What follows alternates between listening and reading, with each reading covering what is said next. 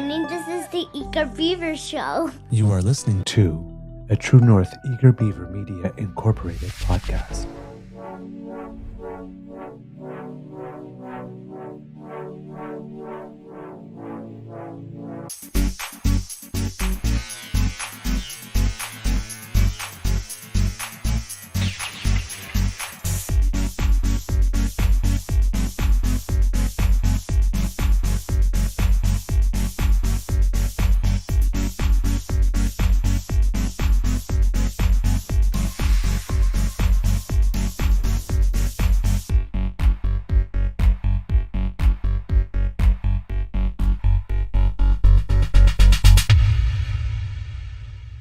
The True North Eager Beaver podcasts are proudly brought to you by our founding sponsors, the Misfit Mysteries from Corvid Moon Publishing, your source for science fiction, fantasy, and cozy mysteries featuring a broad diversity of characters, CanadianTarot.com, your uniquely Canadian online eclectic tarot community, and the Peppermaster, hot pepper sauces made from farm-fresh ingredients to thrill your taste buds and expand your mind.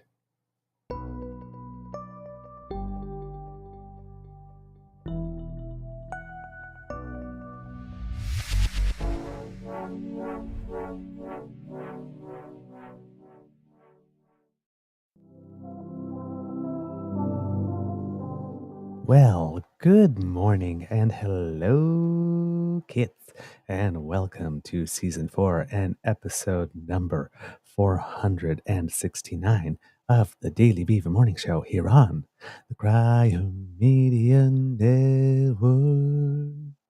Crier Media. I'm your host, the Eager Beaver, pronouns he, him, hey, Mr. Beaver, eh? And with me, as always, is my good friend, Mr. Grizzly. And today, my lovely, lovely, lovely kitties and cubbies, is Friday, September the 13th. Friday the 13th. And there, if I could do a Scream Queen scream, I'd put one here, but my voice is too low for that. So just imagine it in your ears. Okay, there you go. I thought I had that on my sound pad board here somewhere, that but would I don't. Be perfect. I'll have to dig it up and I'll add it in for later. So.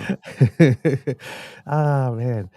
Big thank you goes to our founding sponsors, the Peppermaster, the Misfit Mysteries from Corvid Moon Publishing, and CanadianTarot.com. Thank you so much for your support. Gonna have an interesting show for you today, kids. But Mr. Grizzly, how is your mental health today, sir? Mental health. That's the jury's out on that one, only because I am so physically tired and in so much physical pain. My back is killing me. Honestly, for a few minutes when I first woke up, I didn't know if I was going to be able to sit here and do this. I'm in that much pain. We went to City Folk last night to see Fred Eaglesmith, specifically to see Fred Eaglesmith and Greta Van Fleet. And Greta Van Fleet Fred Eaglesmith was incredible. Right. And Greta Van Fleet knocked it right out of the park. They are as good live as they are in the studio. And not a lot of bands can say that, but that's lovely. Oh, they floored it. It was amazing. Everybody. What I loved was I look at all these, like we were way in the back. It was crowded. It was a complete sellout. And I look at the crowd up front and around me for that matter. And I'm like, so many young people, so many Gen Z people are discovering hardcore, real bluesy rock and roll for the first time and getting to see it live. It's like for this generation, they're getting to see Led Zeppelin for the first time. Right. That's basically what it is. I mean, and these kids are that good. They are Led Zeppelin 1, Led Zeppelin 2, and Led Zeppelin 3. And when Robert Plant, the singer of Led Zeppelin, the lead singer, says they're Led Zeppelin 1 and 2, he's not joking. Okay. So when you get an endorsement from the man who was, the lead singer of that band, yeah, that's high praise indeed. And they knocked it out of the park. However, we had to leave. Oh, they might have had 3 songs left in their set, and I was in so much physical pain last night. My back, my knees were just killing me to the point where I'm like, I looked at Bridget and I'm like, babe, we got to go. I can't do it any longer. Which is difficult for me because I'm one who never leaves a concert early, like ever. Stay until the house lights come on and they tell you to leave. I'm Right. usually the last one out, and I couldn't Right. do it last night. I was in that much pain. So Well, especially when you're in that situation, you have to like figure out how much gas do I have in the tank because I still need to get I home. still need to get home. Yes, exactly.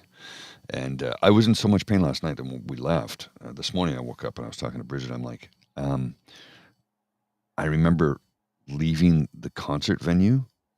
After that, I don't remember anything. She goes, really? I'm like, yeah, I was in so much pain. I'm like, how did we get home? She goes, we took a cab. I'm like, I don't remember that at all. Yeah, that's every single resource you went meant to like just like if I just focus on managing this pain until I can get into a physical position where it is not there anymore, I will be okay. And there is nothing else in the universe but that. And do not try to distract me with anything because I need everything I got left for this. Yeah. I've been in that position. That was me. That was me last night. Like I don't remember coming home. I don't. I have no recollection of coming home. I have no Yep. recollection of walking into the apartment. I have no recollection of sitting on the couch. Yep. I don't remember going to bed. I just woke up and I'm like, how did we get here? I don't remember that. That's how much pain I was in.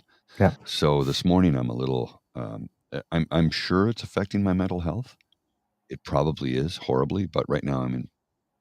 Like, could I have a new back, please? Yeah. Me, it was, I typically don't have back issues, but I was in a weird, freaky kind of accident many years ago where my body, everything got twisted. So, I've been seeing chiropractors and physiotherapists and whatnot like this to try and to get back into realignment. And it's going very well. And as my body is coming back into alignment, I'm noticing literally just how twisted up and mangled I got. Well, I have Because scoliosis. right. And the very, very first time it hit, because things were being worked on and unraveling and, and with no negative consequence, everything was always good. Oh, I just feel so much better than I did before. And like, and it just keeps going that way. But the first time where things start moving and then things get in a weird position, Yes. that just makes everything hurt. Yes. Right. And the world stops for a few days, right? Until your body like gets out of that position, like it keeps on unraveling itself. That happened to me for the first time ever in my life on Canada Day. Oh, wow. Like this, we're down and we're having a good time like this. And then I go and I step up on a curb, just that transfer weight, and then right lower back on the right side, just around the kidneys. That's like sciatic. That's sciatic nerve. The sciatica, like right there. Well, I heard about sciatica. I was a dancer or swimmer. I Welcome never to the felt club. that, right? Like this, and I'm sitting there and it's like, holy crap. And it's like, and this was like just after like the Nuno Canada stuff, right? So we were just going into the market. So we went home and I laid flat until about 8 o'clock. And then we tried to go out for the fireworks. And it had rained. So when we're walking on the grass, like my foot is slipping. It's like I'm getting all these twinges, and then we're waiting for them to start, and then that's just like standing in one place, right? Which is the worst thing, right? Because you're like always shifting. And I'm sitting there like this, and I am on the verge of tears with about like 5 minutes left on the fireworks like this, and we see it like this, and everybody's applauding and cheering, and it's like, and everybody that I'm with is like still looking up at the sky, like this, and it's like, okay, the firefighters, I'm pulling on Alex's sleeve. It's like, we really got to go, or you're going to have to carry me. I just realized something. A second ago, like literally a split second ago. We're Waldorf and yeah, we're two old men complaining about how much everything hurts. Ah, shit! I never thought I'd be that guy, and yet here I am. I'm that guy. We're two old men complaining about all of our aches and pains. And what was it, the cartoon I saw about 2 years ago where the guy says, "Hey, doctor, my finger hurts. I stubbed it the other day, and it won't stop hurting." He goes, "Yeah, that happens." He goes, What do you mean that happens?" He goes, "Yeah, that happens. So it's just going to hurt forever?" "Yes."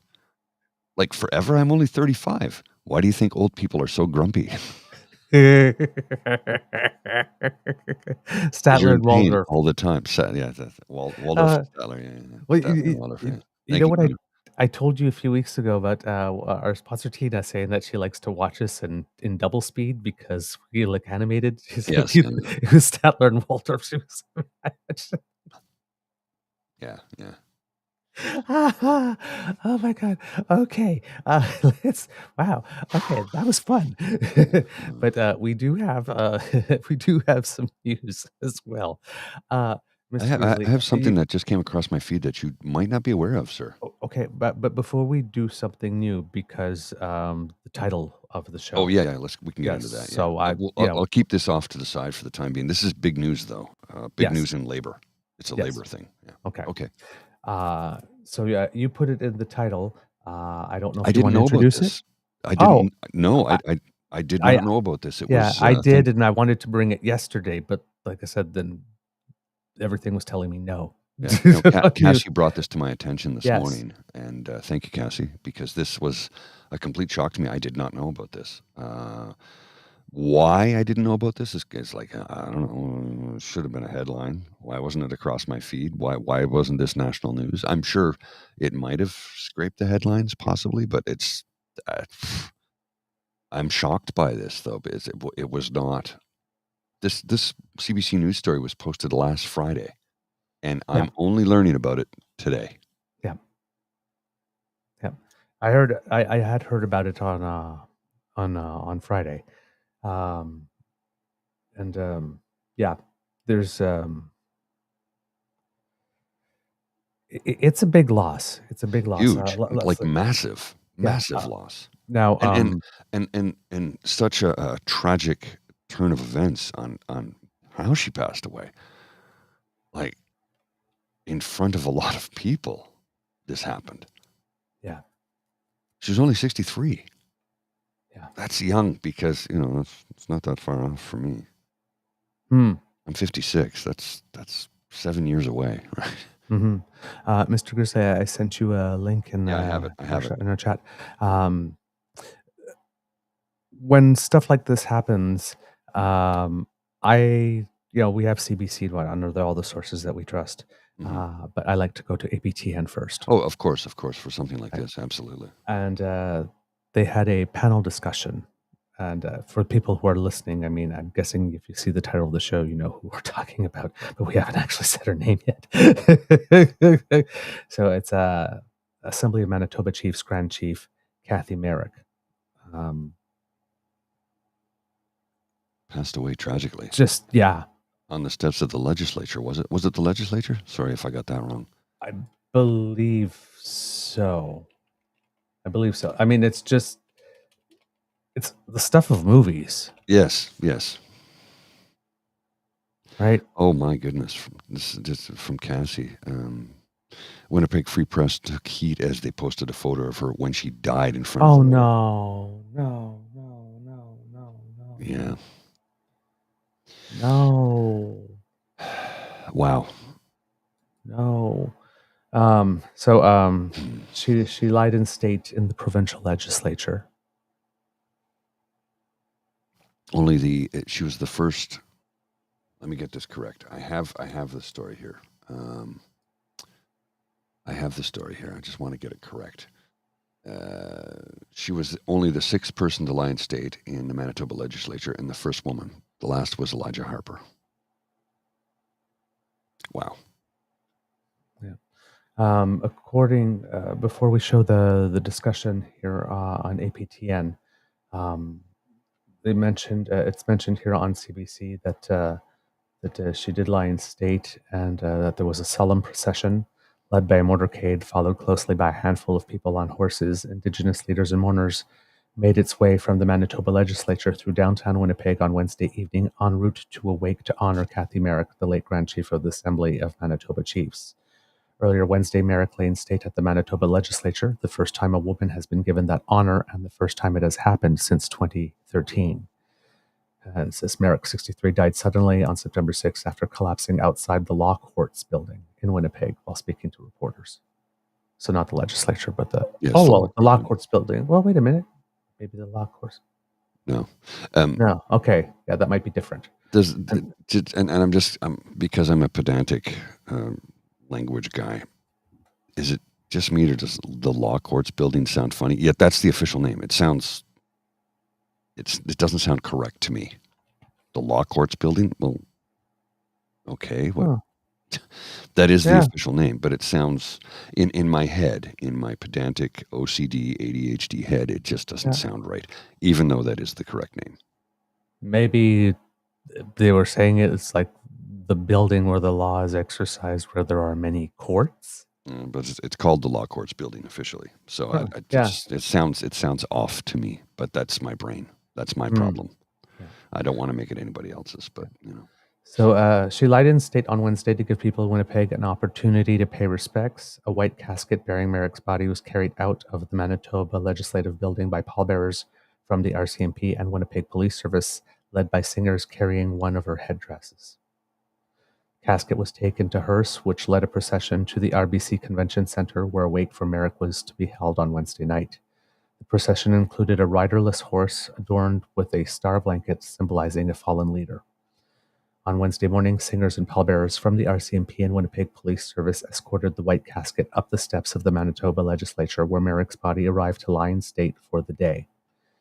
The song from the group of First Nations women, one of whom carried Merrick's headdress, echoed through the broad foyer and grand staircase of the building as they headed the procession. Immediately behind the casket walked Merrick's husband, Todd, and the couple's 3 children, along with other family members, a number of First Nation chiefs, and other dignitaries. It was a slow, sorrowful walk as the casket was taken to the chandelier room on the second floor for a sacred private ceremony. Public viewing was scheduled for noon until 5 p.m. And then the article goes on to say that there's been an outpouring of grief for Merrick, who was elected Grand Chief of the Assembly of Manitoba Chiefs in October 2022, becoming the first woman to lead the advocacy group in its nearly 35-year history. She was re-elected to the post in July 2024. Before that, she spent more than a decade as a band counselor at the Pickikamak Cree Nation at Cross Lake and became the community's chief in 2013, only the second woman to do so. A book of condolences for the public to sign had been placed at the base of the grand staircase in the Manitoba Legislative Building, and flags at the building have been lowered to half-mast. Merrick's death was also marked by vigil outside the Winnipeg courthouse on Tuesday night and a sunrise ceremony earlier Wednesday. Former Manitoba Premier Gary Doer, who showed up at the legislature on Wednesday to sign the book, said Merrick was a person of integrity and leadership. Quote, "She had it all, and she lived it all, and that's why there's so many people grieving her passing," he said. Pickikamak Chief David Monias called Wednesday's event at the legislature a big deal for not only his community, but for diplomacy between the province and First Nations. You don't say. I mean, yeah, no, I've never seen this in my life. no, I know. For a leader of the Indigenous community.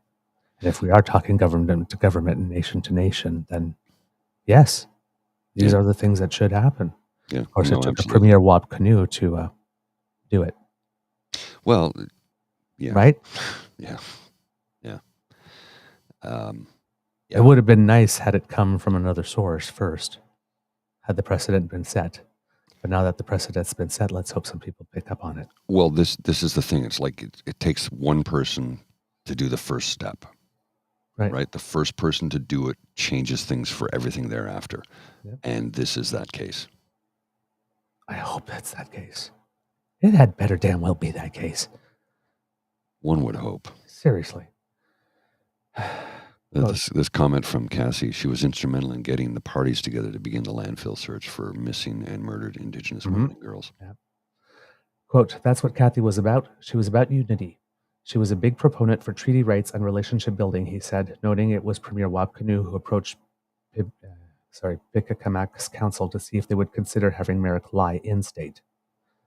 Quote, "That's something we hope to see more of, where we have better relations with our provinces, our counterparts. That's what she wanted to do, is bring everybody together. And even in death, she's bringing everybody together, setting aside our differences to celebrate a woman, a mom, a wife, and one of our own. It's a big honor for us."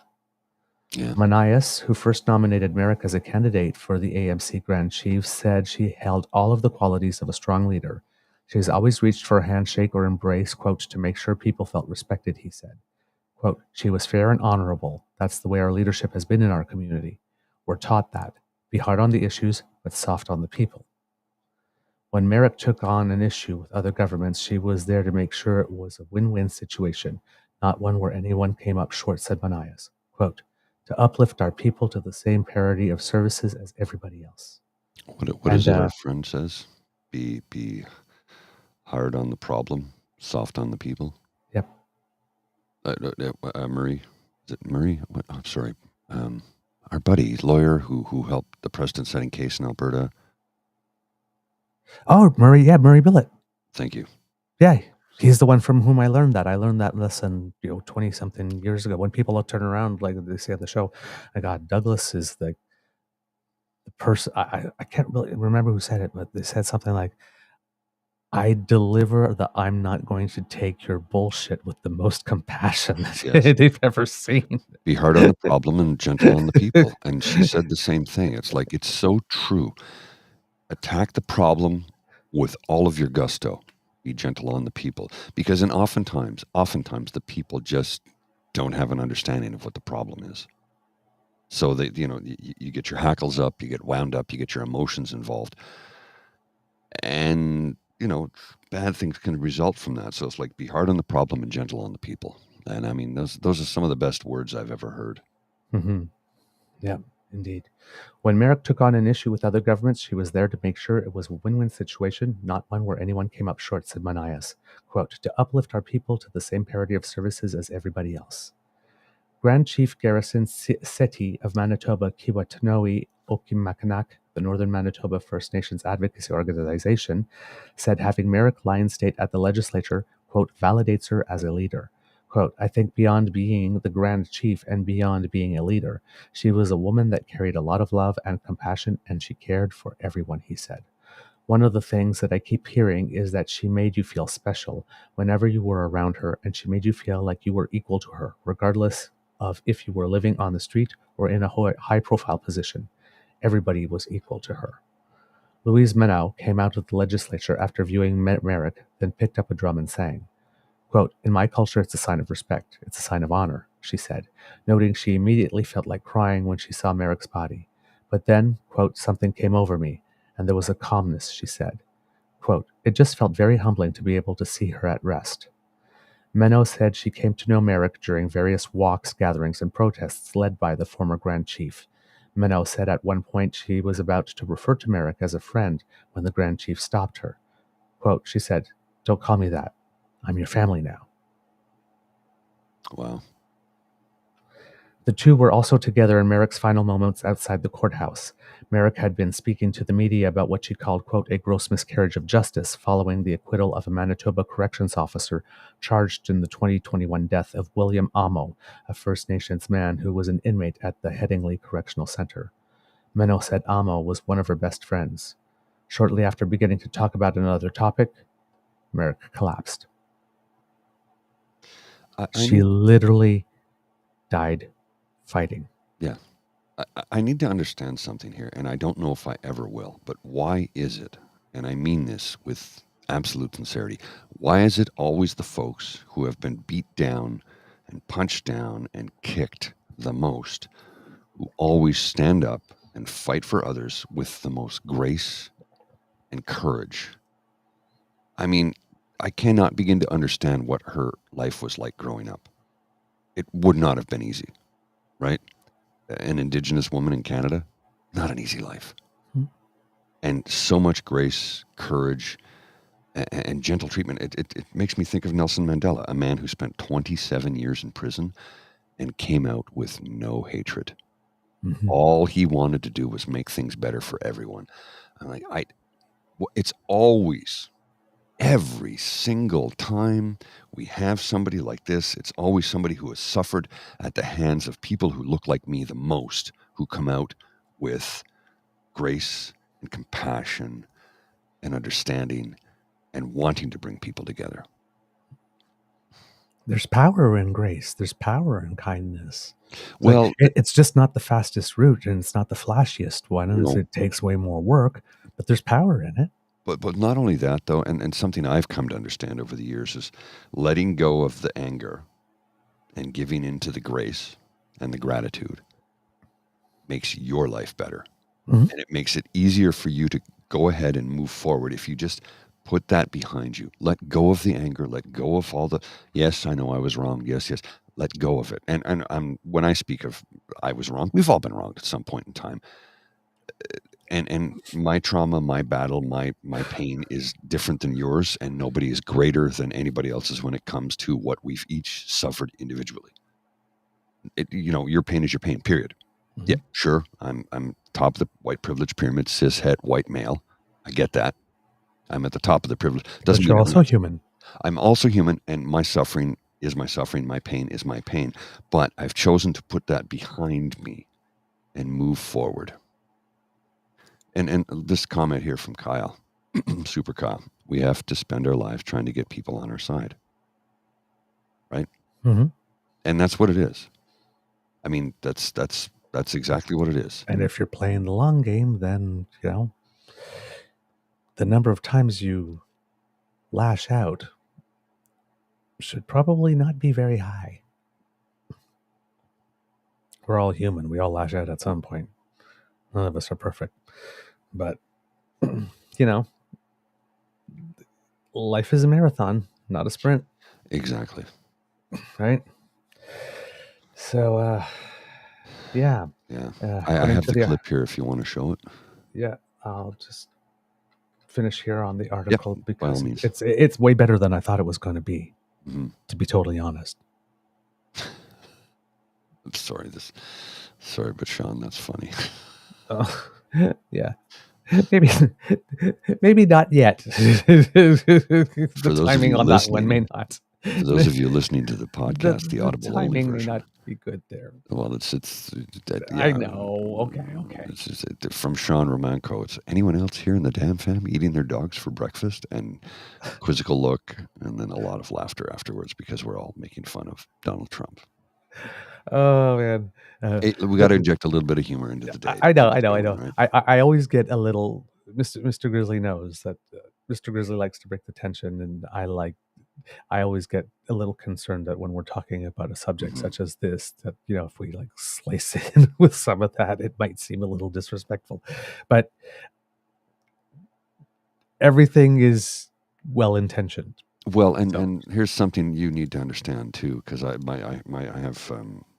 have Indigenous family, right? Family members, and laughter is very important. I mean, every single. I've been to a couple of powwows. I've been to weddings and so on and so forth. Gatherings. A lot of Indigenous folks, Indigenous weddings. Blah blah blah.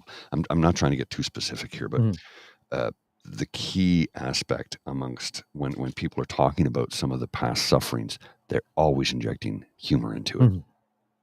To try and look, I suffered this, but oh, by the way, have you heard this joke? Right? And I'm being sarcastic in that sense, but there's always humor.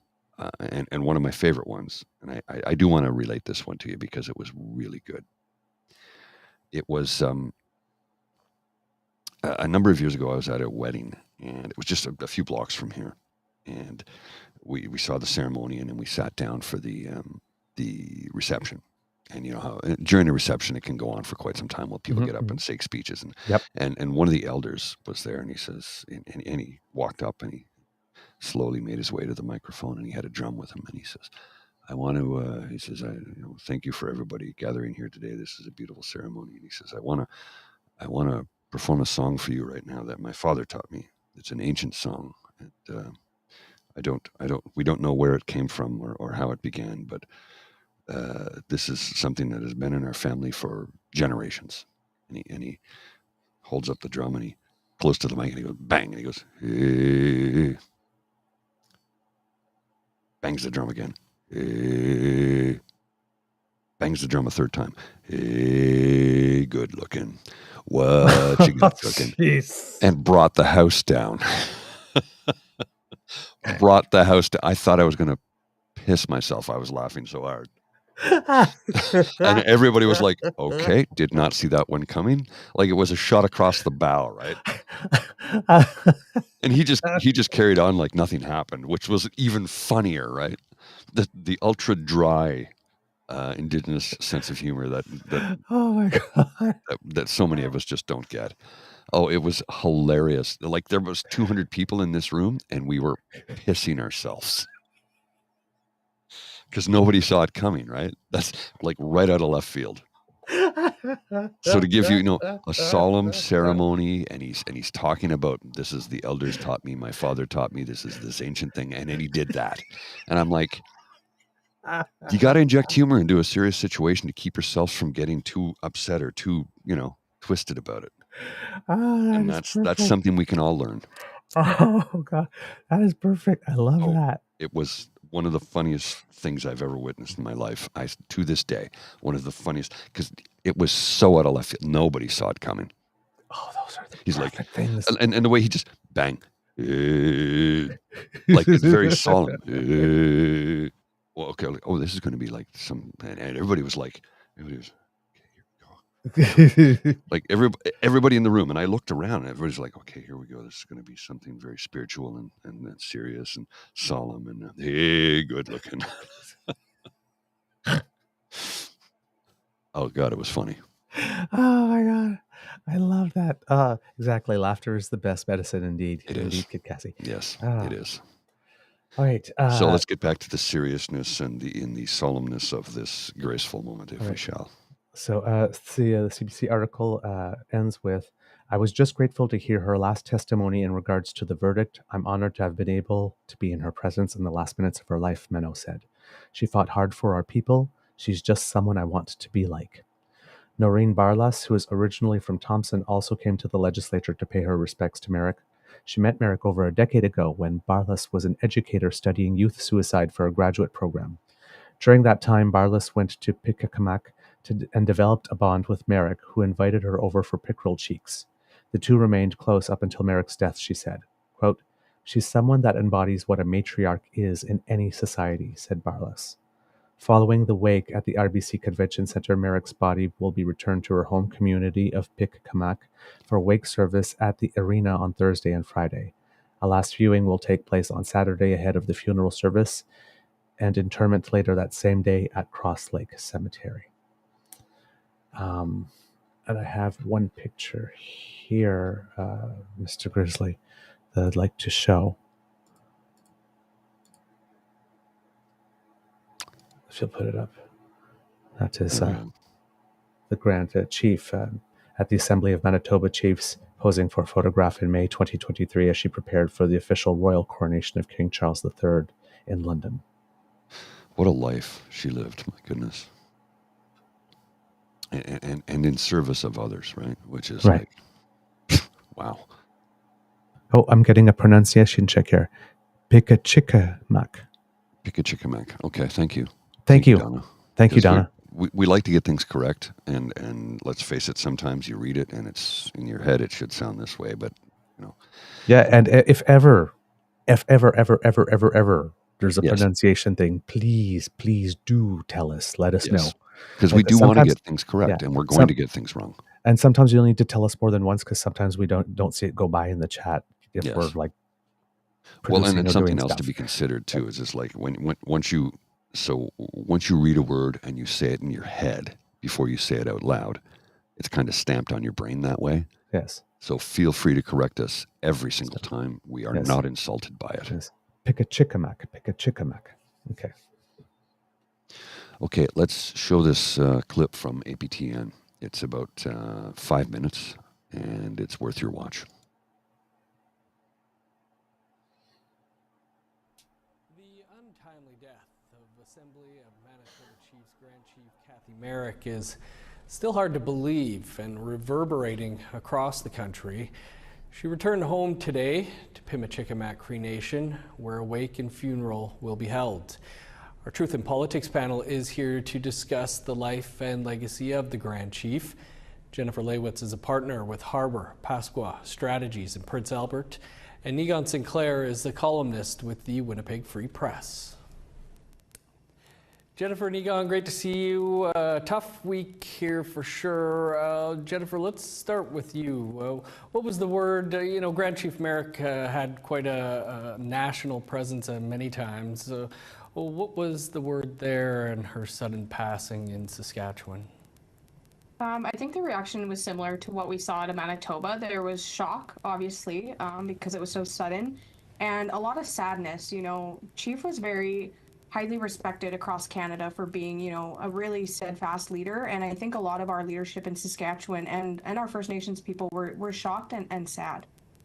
Egon, were you able to take part in any of the ceremonies? What were you hearing people say about Grand Chief Cathy Merrick? Oh, you could not be a part of the immense grief that our community is experiencing here on Treaty 1, involving such a brilliant and dedicated leader. I wrote a column where I said that she's probably one of the best Grand Chiefs that the Assembly of Manitoba Chiefs has ever had. She had this very small term. She ended a previous Grand Chief's term and then was reelected resoundingly with a powerful majority amongst the Chiefs of Manitoba as the Grand Chief. And then on top of that, her legacy on certain issues will be stamped for a very long time, particularly on the Search the Landfill movement here in Manitoba, but then also the reformation of child welfare. They were just involved with the final stages of the child welfare big settlement here in Manitoba over the mistreatment of children in the child welfare system by provincial authorities and the federal authorities. So her legacy is deep, and as she told my daughter one time, she was just preparing seats for others, like young people, to come and eventually take those seats. So she was really a person who thought of others first. Jennifer, Grand Chief Merrick is being remembered as a leader who got things done, especially as Egon mentioned with the search of the landfill. But she was very vocal on issues impacting First Nations peoples. How do you think she will be remembered? I think you already said it, how she will be remembered. I think she'll be remembered as somebody that, took a stand on a lot of really important issues. And, like Egon had said, right now we're in the middle of some really heavy issues. We're talking about Bill C-92 child welfare reform with the big deal coming from the federal government, where we need our chiefs to be active and to be at the table having these conversations to decide whether or not that deal should go through. The search of the landfill was a big one. There was families that needed advocacy there. We're also hearing about the RCMP and the Indigenous deaths that are happening within the hands of the RCMP and police across Canada. So I think there's a number of big issues right now, and losing somebody that was so monumental and such a great leader we're going to feel the impact for sure. Egon, what do you think the legacy is that Grand Chief leaves behind? So there's a really famous kind of moment here in Winnipeg, and you kind of have to be in the middle of Winnipeg politics to really experience it. There was a demonstration on the step of the legislature. Now, of course, Manitoba is well known for having the first First Nations premier of a province in history, Wabkanu, but he may or may not, but certainly in certain circles, like the circles that Grand Chief Merrick traveled, was moving perhaps a little slow for the families who were wanting searches for their loved ones at the Prairie Green landfill. And she stood on the steps of the legislature and demanded, quite forcefully, using very strong language, the premier move, and regardless of where he comes from, that he get off his butt and take some action. That, I think, is indicative of Grand Chief Merrick. Nobody was going to stand in her way when it came to the advocacy of her people. And unfortunately, I think, in the course of her duties, it's a very stressful job.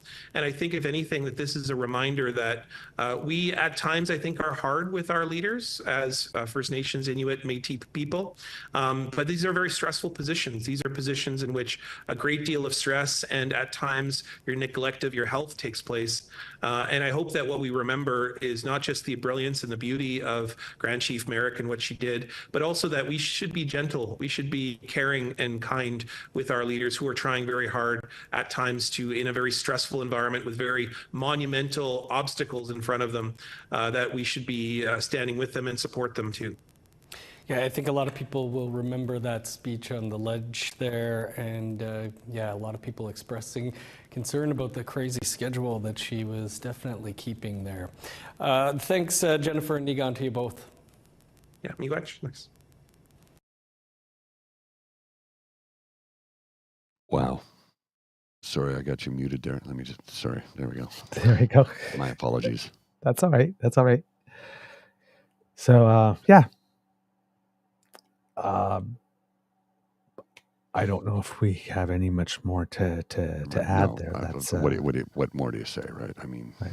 come on. I mean, I know. but I liked that the CBC article focused on a testimonial Mhm. from members of the community, and of course, there was people that worked with her, in terms of like Premier Gary Doer and all that, but it was more heavily weighted to letting the community telling her story and reporting it, which is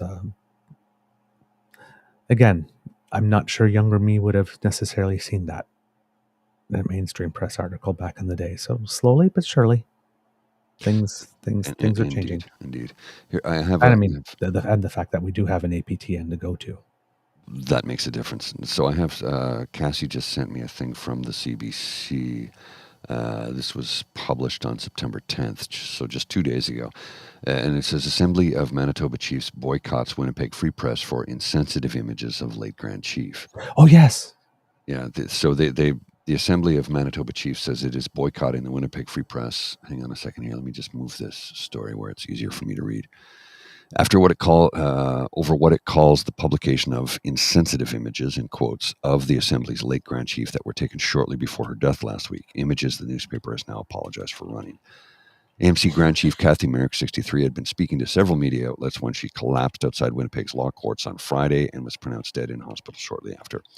An image posted on the Free Press website on Friday, this past Friday, September 6th, showed a crowd of staff and supporters gathering around the Grand Chief lying on the ground. Her upper body was partly visible, while her face was obscured by those crouching around her. It sparked backlash on social media, including from former Long Plain First Nation Chief Kyra Wilson, who said on Facebook that the media and other individuals have no right to post pictures of the deep loss suffered by our community. The image was removed from the Free Press's website by 8:51 p.m. on Monday, 72 minutes after the AMC issued a news release announcing its boycott of the news outlets. So yeah, some that's pretty heavy duty. Yeah, I have right over here because somebody had posted a comment that I didn't quite understand when I was reading it, but there was a piece in the Winnipeg Free Press written, of course, in response to the reaction that this happened. And it's by Paul Salmon and Nigan Sinclair, who we just saw in that clip. So I'm guessing Nigan Sinclair says, if I'm looking at the quick bios at the end of opinion pieces, Paul Salmon is the editor of the Free Press, a role which has him responsible for all this newsroom produces on all platforms. And Nigan Sinclair is an Anishinaabe and is a columnist at the Winnipeg Free Press. So I guess they wrote this together. So I'll read it in. A Promise to Listen, Learn in Our Commitment and Reconciliation by Paul Salmon and Nigan Sinclair. The tragic death of Cathy Merrick on the steps of the Winnipeg courthouse Friday while serving in her role as Grand Chief of the Assembly of Manitoba Chiefs sent shockwaves that reverberated well beyond our province. In a stark and striking moment in our history, her sudden passing came literally in the service of Indigenous people as she was speaking to reporters about two major court decisions: the acquittal of Corrections Officer Robert Jeffrey Morden in the 2021 death of Indigenous inmate William Amo, and the approval of a $530 million settlement for First Nations children in care. The Free Press joins with all Manitobans, and particularly those in the Assembly of Manitoba Chiefs. Sorry, What's the problem? Are you verklempt? Yes. Oh, okay. Well, that's fine. Just go ahead, take a sip of your tea. That'll help soothe your throat. I don't know if it works with the speaking part, though. I mean, honestly, one of the things that people say, here, have a glass of water, that'll help. I'm like, no, but you understand that if I put water into the part where I'm speaking, I will drown. Because that's your, as they say, the windpipe, the vocal cords. You don't put water on those. That's bad. Yes. It's bad. All right. The Free Press joins with all Manitobans, and particularly those in the Assembly of Manitoba Chiefs, Pimicikamek, Cree Nation, and the Merrick family, in mourning the death of a remarkable and respected leader. Covering the gravity and wide-ranging impact of this event has been a central focus of our newsroom since Friday. Responding to concerns that arose from that coverage is the focus of this column, which breaks new ground for us as it is jointly written by the Free Press editor and its award-winning Indigenous columnist. The Free Press broke the news of Merrick's death and subsequently published tributes, interviews, and shared information regarding multiple events that spoke to the significance of her passing. We drew on the insights and community connections in the writings of our Indigenous columnist, who honored Merrick's legacy and his own experience with her, describing her as, quote, a brilliant, ethical, and strong leader, an ojima, a chief, a grand chief. As the oldest newspaper in Western Canada, the Free Press fully recognized the importance of this moment in our province's history. Our coverage included a photograph showing the rush of medical assistance to the Grand Chief during what is thought to be the final moments of her life.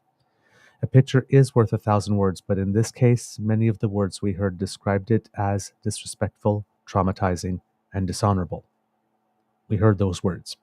And we listened to those words by first changing the presentation of our online coverage and then dialing back the image's prominence in our subsequent print edition. But we did not do as our Indigenous columnist initially advised, which was to remove the photograph. As per the Canadian Association of Journalists Ethical Guidelines, news agencies must report news factually and promptly. Quote, never distort the contents of news, photos, or video. Be, quote, complete and provide context when photographing or recording subjects. And, quote, treat all subjects with respect and dignity.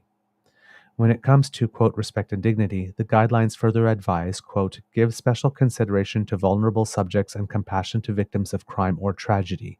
Intrude on private moments of grief only when the public has an overriding and justifiable need to see.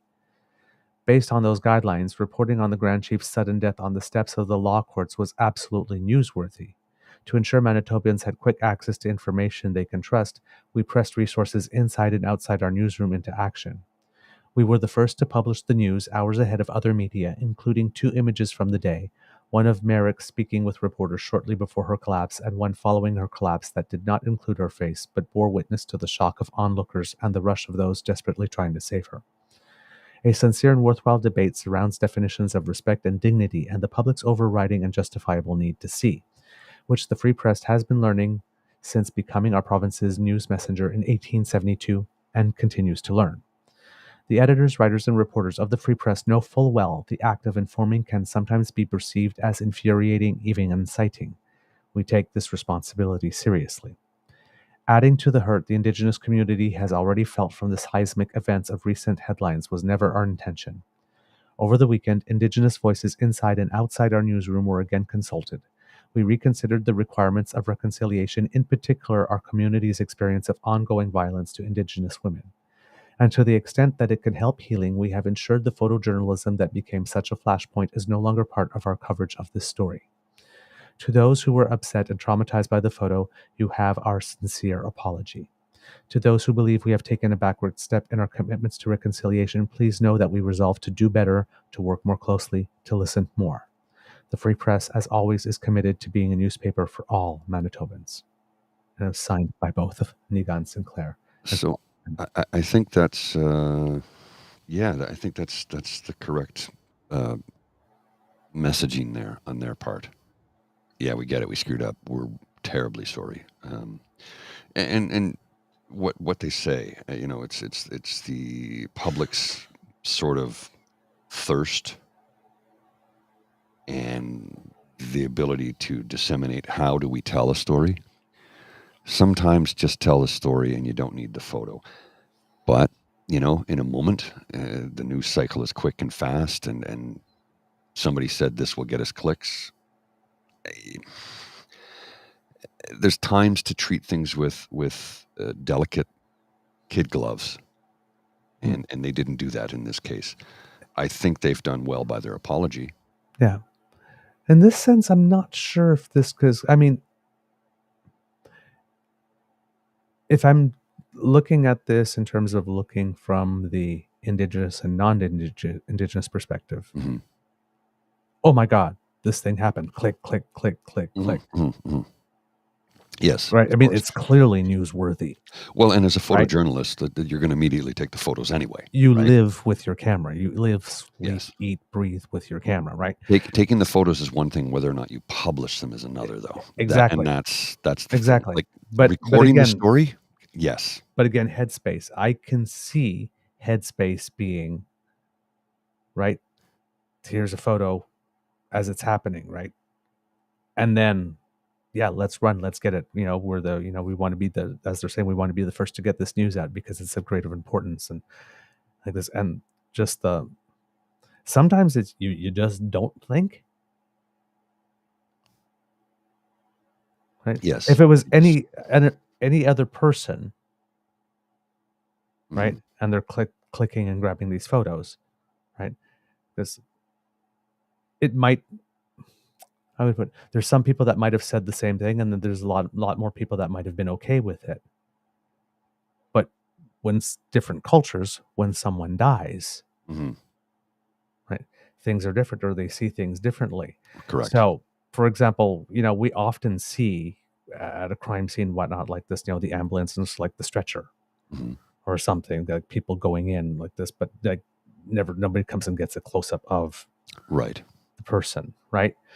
So that type of photo is not odd in journalism in and of itself. But in this context, right, it's not a crime. Right? It isn't like... Yes, I understand. The fact that she died is newsworthy, and the fact that she died fighting on the steps makes it even more newsworthy. But by the sense that, like again, if you were writing a Hollywood movie about a champion, and this is the stuff you put in it. Well, this is the take, from Premier Wab Canoe, Premier of Manitoba. He gave his take as a former CBC reporter. It's recording a historic moment and respecting dignity. Exactly, and you got to balance that. Yes. So, for example, when they said that later photo of like people just like looking shocked, that's the reaction. That's the one you maybe should have gone with first to see like what was happening in the moment, rather than trying to capture the scene, right? Capture the scene, sit on it. Yeah, because for historical purposes, later you on, need to record it might be needed. Yes. So certainly record it. Absolutely, no question there. That's going to take place. As a photojournalist, you're going to record it. The editor should have had better judgment. Yeah. And show the reaction of people instead. Yeah. But it takes a moment when somebody turns around and says, do you actually realize how insensitive that was? Yeah, a little sober second thought, right? Right. Yes. And in this case, it seems people were open to listening rather than getting defensive.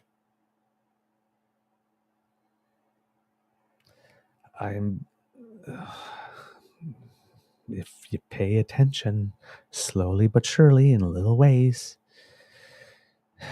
love, peace, equality, equity are slowly breaking out around the world. Thank goodness. Hopefully. And this, I might even venture to say, has a lot to do with the person they are honoring. Given the example that she showed,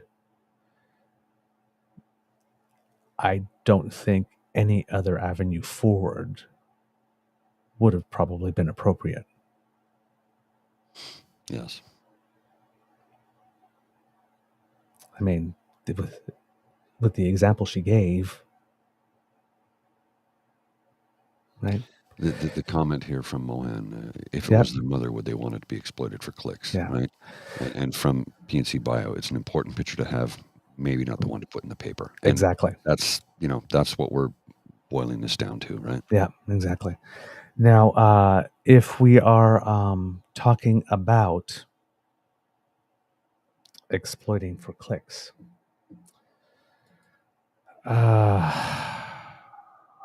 There is something that happened. It's in the United States that I want to mention. We have a Canadian story, and there is a Canadian connection to where I'm going with this, if you will I'll indulge you. me with this one. But since in the debate, that whole thing about eating cats and dogs, Yes, right? that's a racist trope. It's a racist trope. But they're talking about a town called Springfield in Ohio, where there's a significant Haitian community. Yes. That's there. And there was an incident where a young boy was killed in an automobile accident. And the other party was Haitian. Oh, okay. But it was an accident. And these things do happen. Accidents happen every single day. All right. So it seems that there are people that are working very, very, very, very, very hard to make Springfield, Ohio, the next Roehampton, UK. Yes. And the young boy's parents had something to say about it. And it's right in line with exploiting for clicks. So we'll air this. It's 3 minutes and 29 seconds. Yes. And this is, We're going to begin with public comment tonight. And I will call on Nathan Clark, who will go to the podium. Thank you, Nathan. You have 3 minutes.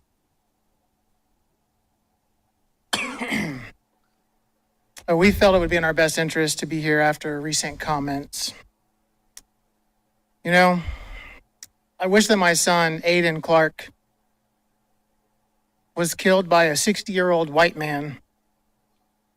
I bet you never thought anyone would ever say something so blunt.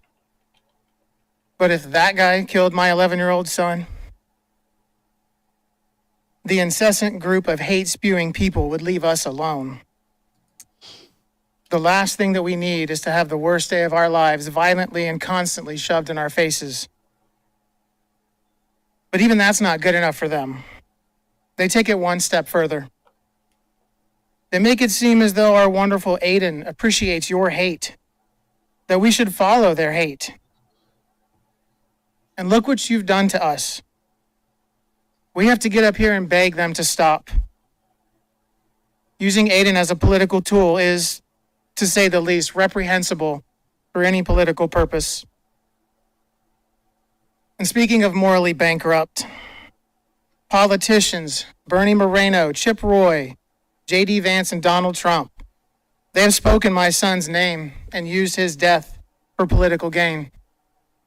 This needs to stop now. They can vomit all the hate they want about illegal immigrants, the border crisis, and even untrue claims about fluffy pets being ravaged and eaten by community members. However, they are not allowed, nor have they ever been allowed to mention Aiden Clark from Springfield, Ohio. I will listen to them one more time to hear their apologies. To clear the air, my son, Aiden Clark, was not murdered. He was accidentally killed by an immigrant from Haiti. This tragedy is felt all over this community, the state, and even the nation. But don't spin this towards hate. In order to live like Aiden, you need to accept everyone, choose to shine, make the difference, lead the way, and be the inspiration. What many people in this community and state and nation are doing is the opposite of what you should be doing. Sure, we have our problems here in Springfield and in the U.S., but does Aiden Clark have anything to do with that? Did you know that an 11-year-old boy could be passionate about gardening, that he could haggle for a better price at a yard sale? Did you know that he researched different cultures to better appreciate and understand people that he interacted with? Did you know that one of the worst feelings in the world is to not be able to protect your child? Even worse, we can't even protect his memory when he's gone. Please stop the hate. I said to Aiden that I would try to make a difference in his honor. This is it. Live like Aiden. Thank you.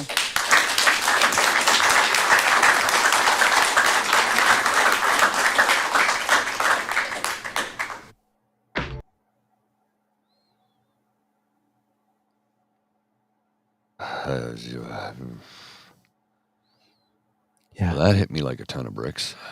Yeah. There are real people behind these things. Yep. One such real person, and this is the link. It's Brianna McDonald. She died last month in Abbotsford, BC, in a homeless camp. She was just 13 years old.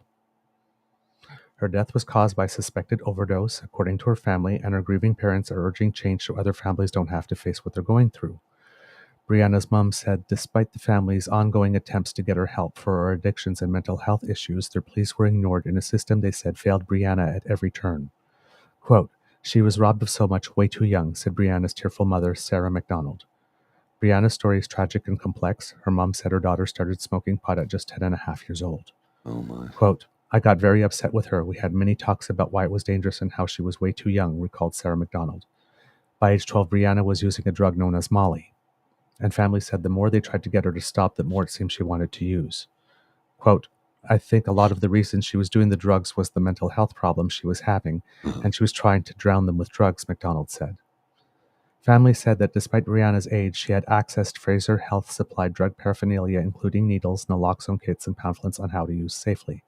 But her family said what they instead wanted from Fraser Health was to get their daughter treatment. Quote, children are not able to buy alcohol, they're not able to buy marijuana at the marijuana store, they can't buy cigarettes, but they can have access to crack pipes and kits to be able to do safe injection. It's just wrong, said her stepfather, Lance Charles. Brianna's mom said that in February, her daughter was hospitalized for a suspected overdose and ended up first at BC's Children's Hospital and then was transferred to a child psychiatric ward at Surrey Memorial. Quote, I begged them not to leave her. I begged them. So did her dad. And we tried really hard. We said she's not mentally capable. She was sticking pencils through her hand when she was in the psych ward there, her mom said. The family wanted her held involuntarily so she could get help they said she desperately needed, but the family said they were told Brianna had the right to decide herself despite her only being 12 years old at the time. Quote, these parents have to be able to mandate that the kids stay there, said her dad, Jesse Griffith. Quote, she's 12, she's my legal responsibility, so how come I don't have the right to say she needs to stay there, her mom added. They said despite their objections, Brianna was discharged. Some months later, she became violent at home and her mom ended up in hospital. Her mom said with other children at home, she couldn't keep Brianna there if she was using. Brianna was moved to a youth center in Abbotsford but ran away. She ended up living in a now dismantled Abbotsford homeless camp. She died inside her tent, her parents receiving the heartbreaking news in late August. I thought, no, this isn't possible, her mom said through tears. Despite the difficulties Brianna faced, her mom described her daughter as sweet and kind. The two still texted or spoke every day, and her mom would visit her at the camp. But the family said despite their love for Brianna and her love for them, it was not enough to stop the demons of addiction and mental illness that stole her childhood and ultimately her life. Quote, she had such a hard life for such a little girl, her grieving mom said. The family is calling on government to support involuntary treatment and to do more to protect children like Brianna. In a statement to CTV News, Fraser Health said it's saddened by the child's death. Quote, while we would not speak to the specifics of her care, Fraser Health and provincial partners are working to review her care journey.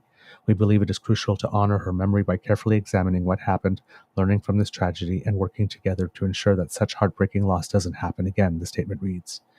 Fraser Health also said that, quote, as with any medical intervention, decisions about how to best treat a young person who is struggling with substance use or mental health challenges are made by healthcare providers, guided by BC's mature minor consent rules and under the Infants Act.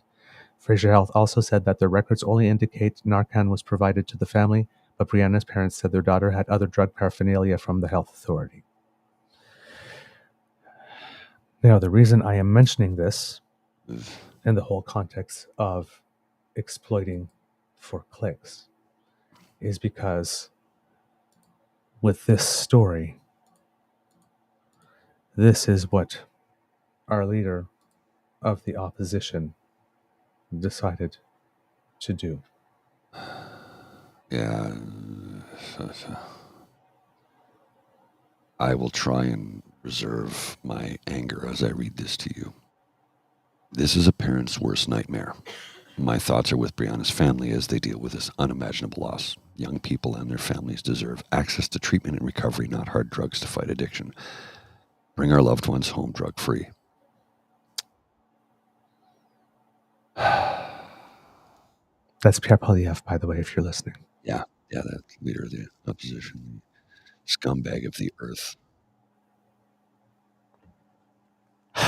Of course he's going to exploit that. Of course he would. I expect nothing less from that walking, talking pile of human fecal matter. I expect nothing less from him. We need some boundaries, man. Yeah, no, he has none. He will exploit everything and everyone if it will gain him a click, a point. This man has no scruples. He is a complete narcissist and will exploit anyone and everything if he feels he can gain from it. But the situation in the UK, it's 3 children at a party. Let's use this moment to blame asylum seekers. Yes. This young kid in Ohio, an accident. Let's use this opportunity to blame the Haitian community. Of course. Tragic moment again. Here in goes Canada, let's goes use back this to- opportunity to Well, it goes back to this, right? hate liberals, progressives, or Trudeau. Goes back to this, careful, mate, that foreigner wants your cookie, right? Yeah.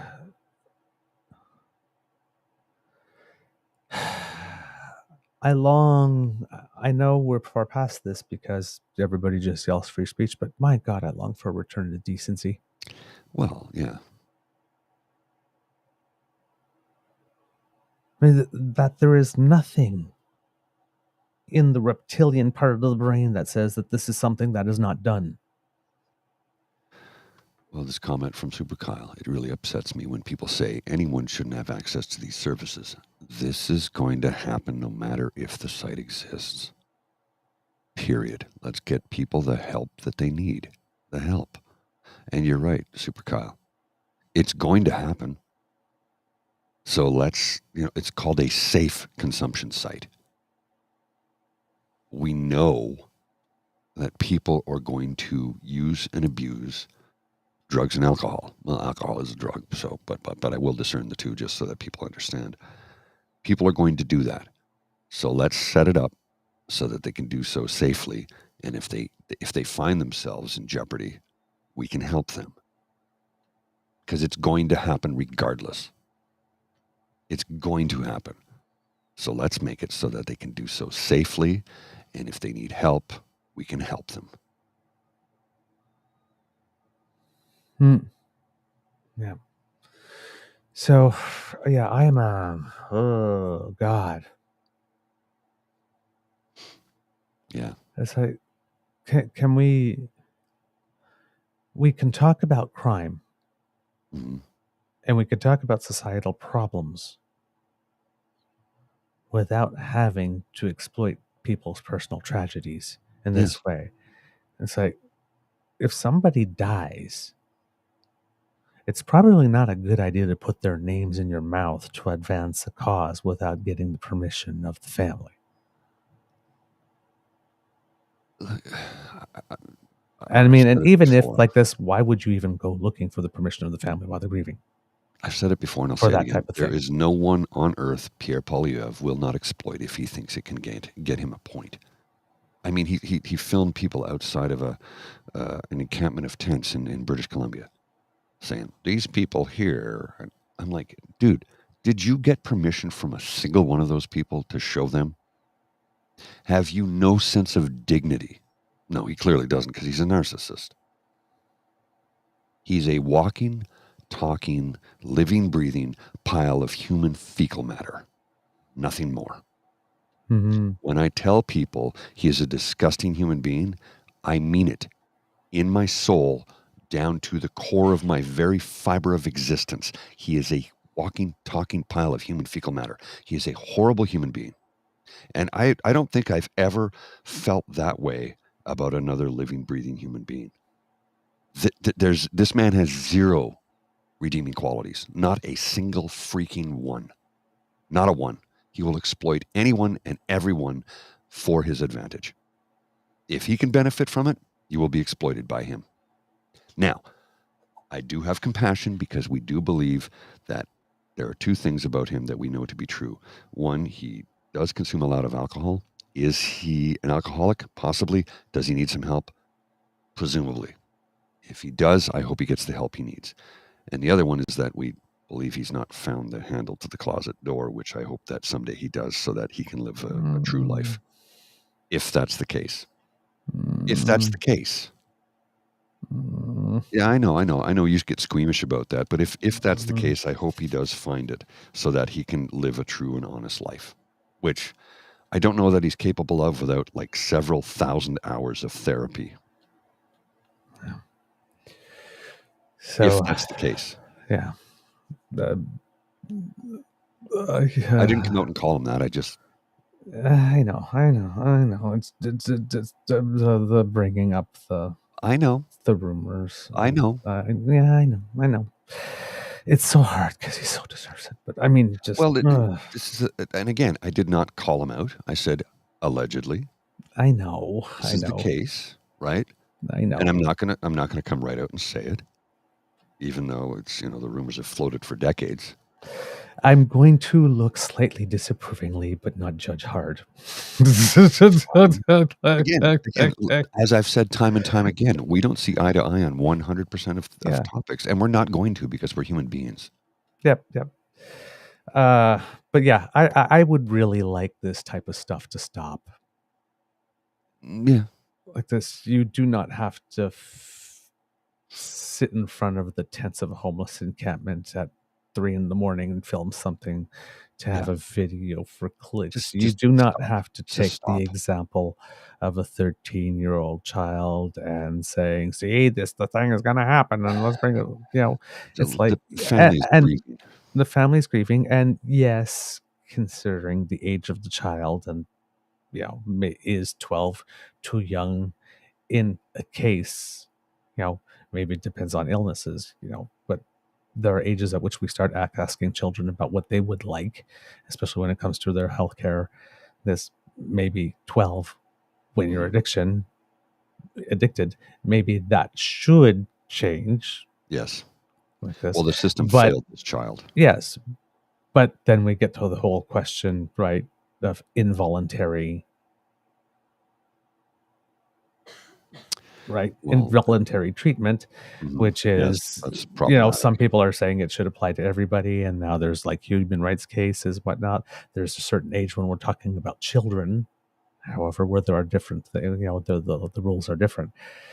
So, but regardless of your position on this, because you can clearly understand why a family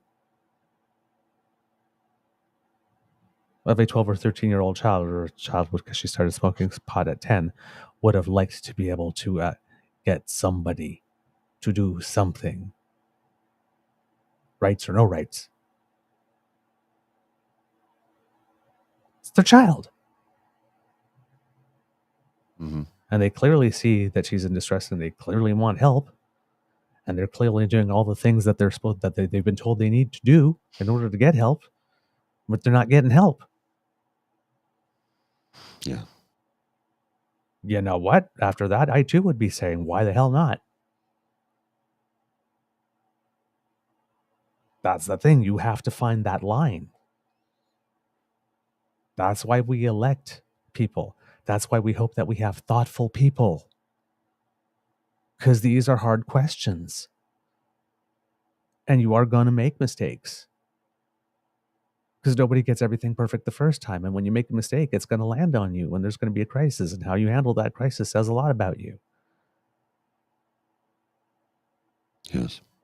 We just saw an example, Winnipeg Free Press, how they handled a crisis. We screwed up. We get it.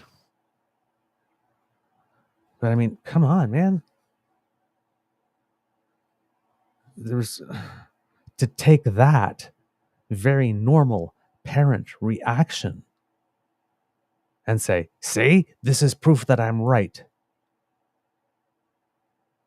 Dude, come on.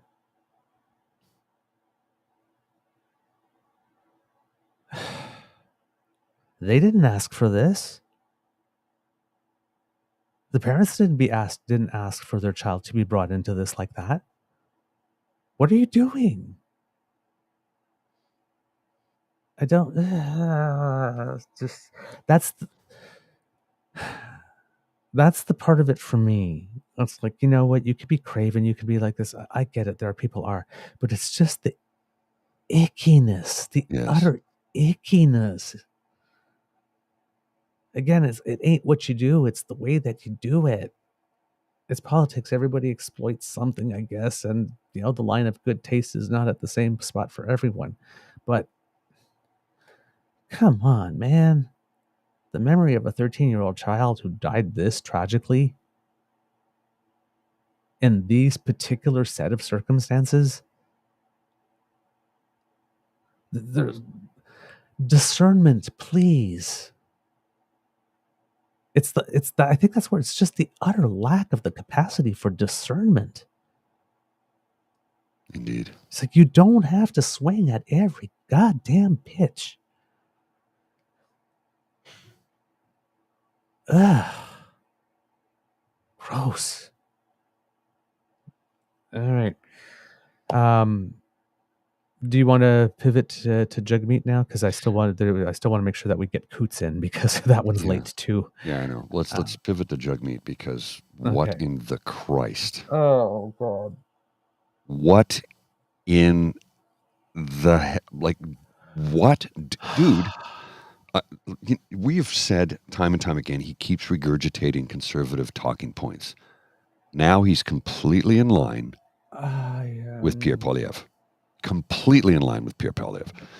First he bowed down to Pierre Poilievre when he said, you should tear up the agreement, and because of this and that and the other thing. And so, is he Pierre Poilievre's whipping boy? Because it certainly seems like it. Because Poilievre says, tear up the agreement.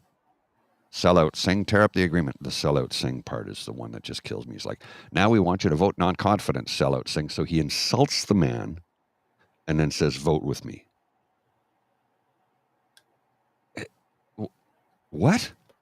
What politician does that? What person, what living, breathing, cognitive human being does that? I need your vote, you outrageous asshole. Insult the person whose support you're asking for. And then they do the thing that you tell them to do, and then you come out and you insult them more. It's twice now.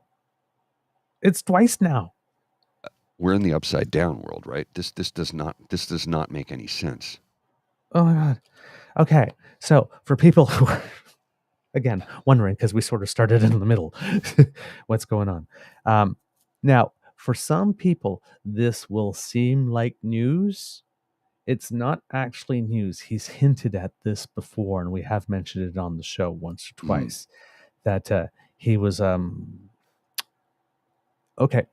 He's basically reminded us many, many times that he's ripped up the deal. That's the supply and confidence agreement. Tore it up. Right. I don't think it was actually a piece of paper that he tore up. So he signed the deal, and then he was forcing him to do stuff that they had signed on to do, but he was forcing them, and now he's ripped the deal. But the deal that, because they're too selfish and too beholden and too weak, apparently, but they got all the stuff out of that deal, and not all of it is fully implemented yet. So they're going to now use the threat of non-confidence to force them to do what it is that they already said they were going to do and were in the process of doing, and are going in front of every mic saying they have full intention to keep on doing. So I don't know how much you need to force. So he's still saying that this deal, which he got so much out of them by forcing them into stuff, even though they were too weak and too selfish and too beholden. So they had to Right. get out of it now. So let's in see. order- I held up my end of the deal in the bargain. I did everything you asked me to, and you left because. Wait a minute. What? That's exactly what took place. Yes. And apparently, the way they did it is they just sent like this email to the generic Canadian PM account. Yes. Yeah. It's like, hi, we've been in this deal with you for the last 2.5 years. We got some pretty sweet things out of it. But here's a note to some email address that you're going to. I mean, it's like you broke up with him by text or something, right? It's like, this is not, again, decency. Hello, Prime Minister. Yes, this is Jagmeet Singh. Yes, like this. Things have changed. I need to make a decision. It's no hard feelings, no this, no that. But we're going to be announcing in 3 days that we are going to be coming out of the supply and confidence agreement deal. It gives you a couple of days to organize your positions, whatnot, like this. We're not going to trash or anything like that. We're just going to say, it's like it's time and let's walk out. I said, okay, sure, fine. Right. And then everybody kind of looks honorable. Well, Even though the decision still doesn't make any sense. I've bumped into him a number of times in downtown Ottawa. I've bumped into him, said hello, and very pleasant exchanges. The next time I see him, and it will happen, I will just say, bro, what are you doing? It'll be a very polite, very cordial exchange of, bro, what are you doing? Why do you keep regurgitating the conservative leaders' talking points? What are you doing? And I mean, and it will be very cordial, it will be very polite, and it will be a measured tone. What are you doing? Why are you doing this? You're harming the country, and you're harming people like me. Why? Mm-hmm. Now, here's the thing. I'm going to play the clip of what we are talking about. Now, oddly enough, this press opportunity was not about this. Right? The NDP is having its convention. It's the end of the convention. He's coming out to have like some sort of like last little press availability, and was talking away and that type of stuff.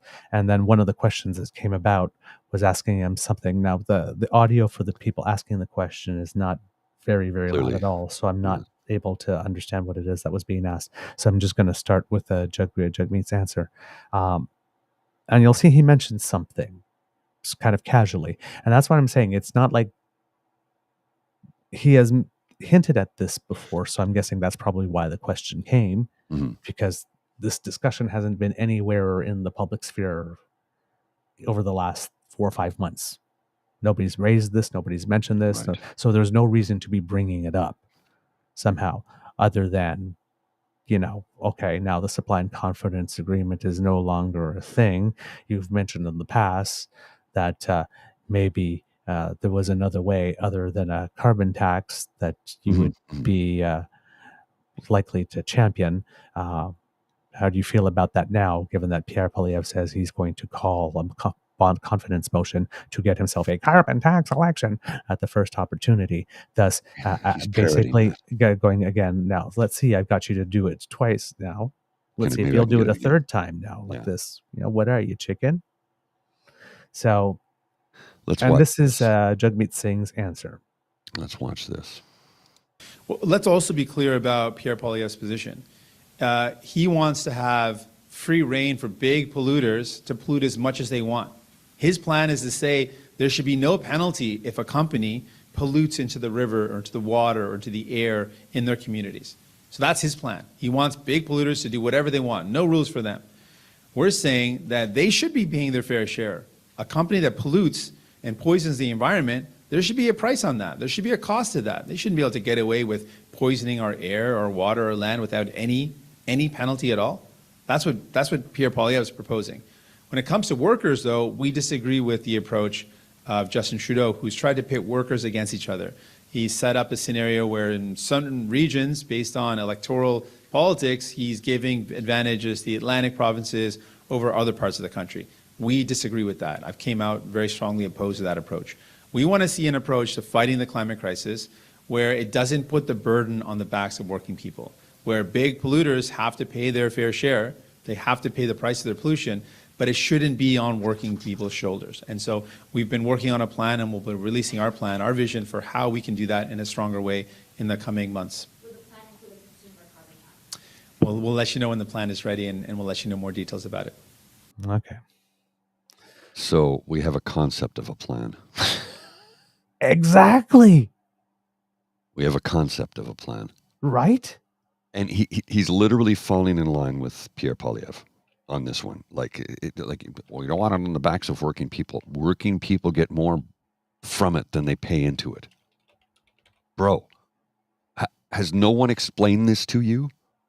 You lead a party. Why are you parroting conservative talking points that is a line of utter bovine scatology? Or for those of you who do not know what that means, bullshit. Yes. So here he is. And this is where I'm saying that this is not the first time, because when the Liberals came out with the option for not Atlantic Canada, as they keep on trying to frame it, but for all of Canada, no matter where you live in Canada, if you happen to use home heating fuel, which is one of the dirtiest ways to heat your home and one of the most expensive at the same time, you would get, for the period of 3 years, the ability or the right to not have to pay any of the carbon regulatory fee. Correct. And you would have access to subsidies and loans and stuff that would help you convert to a heat pump so that you could get off that system forever.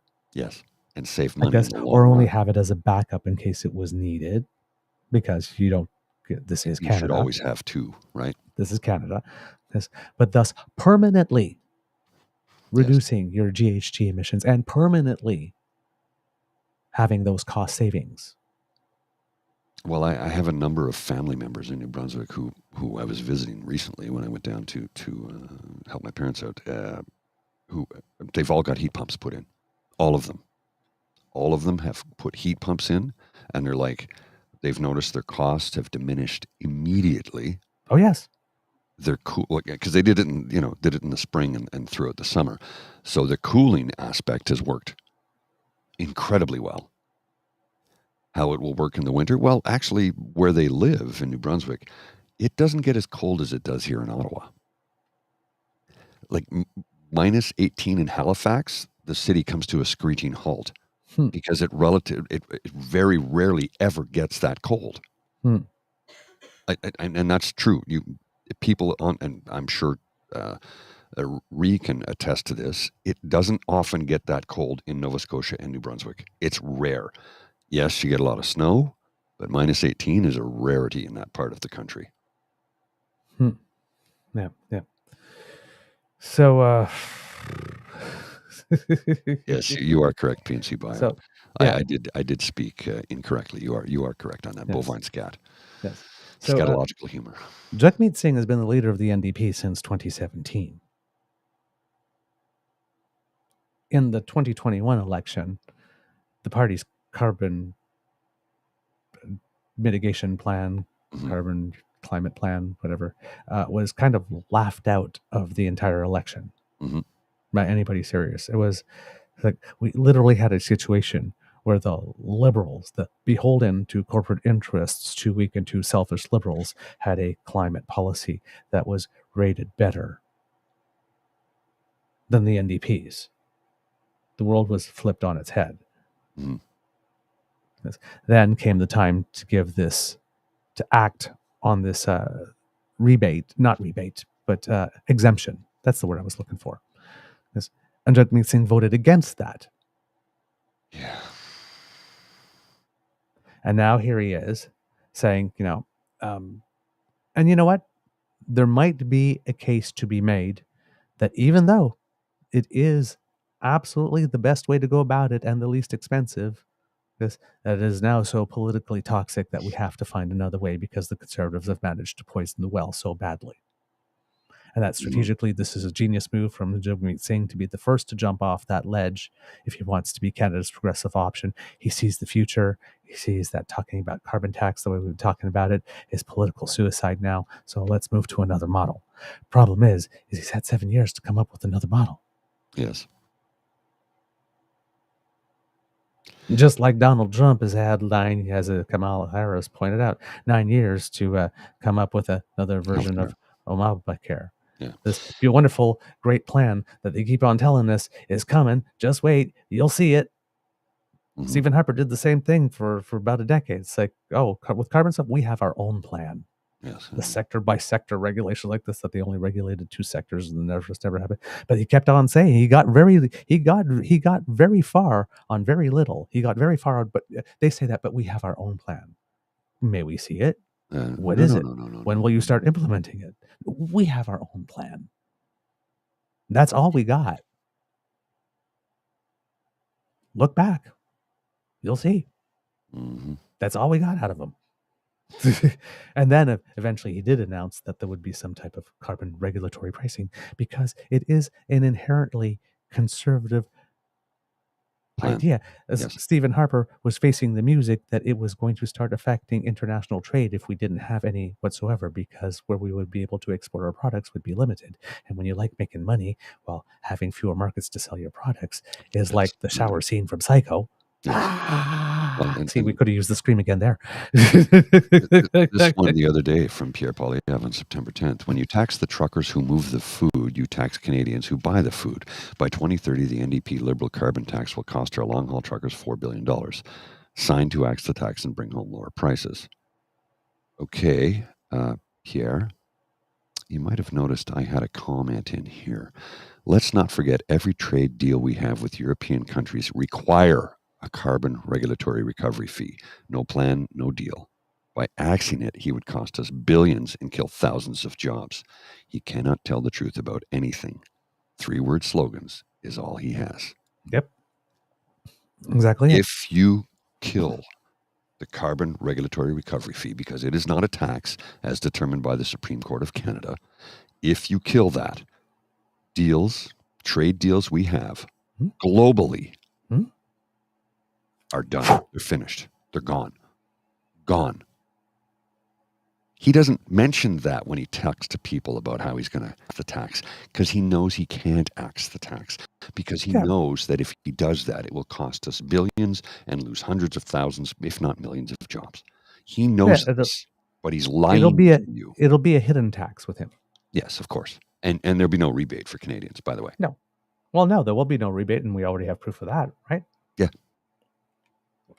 So, I mean, I'm not. So Jagmeet Singh believes that not only he has to distance himself from the Liberals, but he has to distance himself from our current carbon pricing regulatory system that exists, that is sound, that cannot no longer be legally challenged because we already paid all the money for all the courts and all the lawyers to go up and have the Supreme Court rule on it definitively.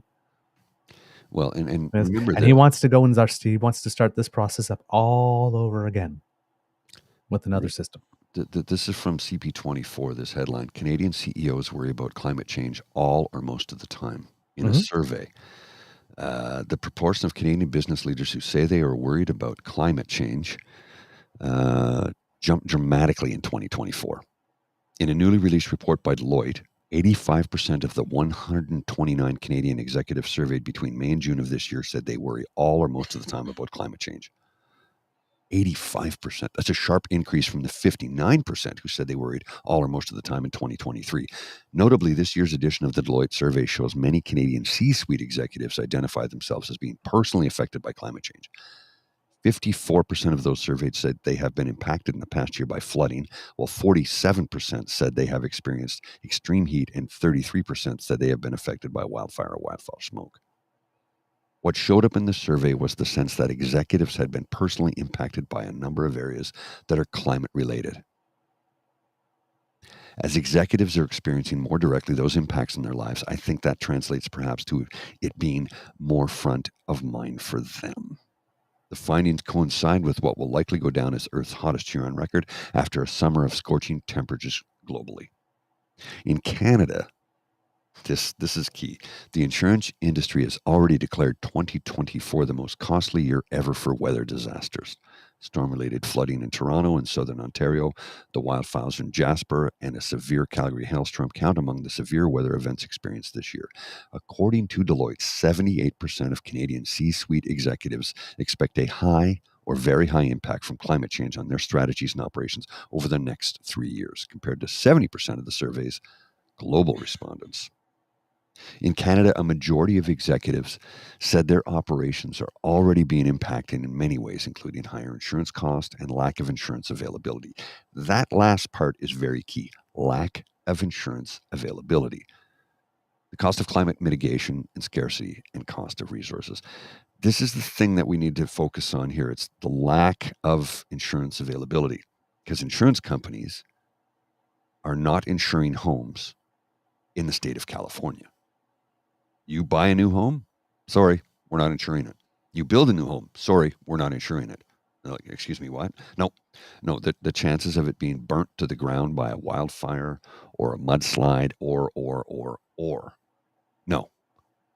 The insurance companies in the state of California, a state, by the way, with 40 million people, 2 million less than Canada, thank you very much, a country in and of itself, an economy that can support itself independent of the rest of that nation, the state of California is going to have to come up with state-funded insurance, because private insurance companies will not insure new homes in that state.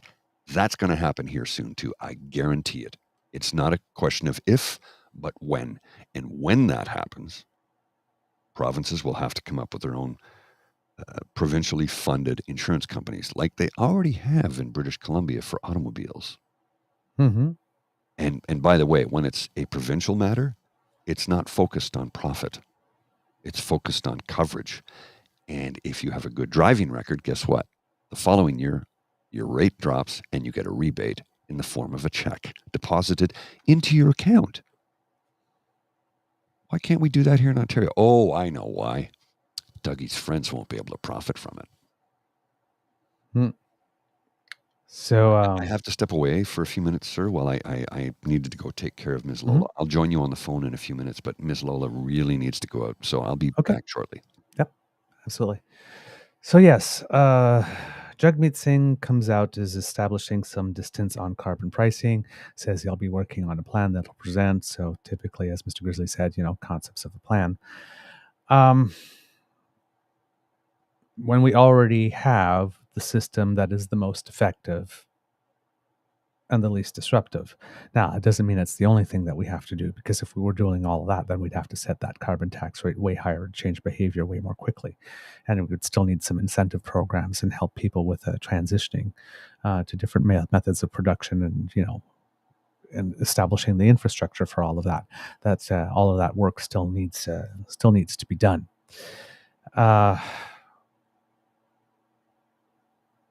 So we are going to be spending money in other ways.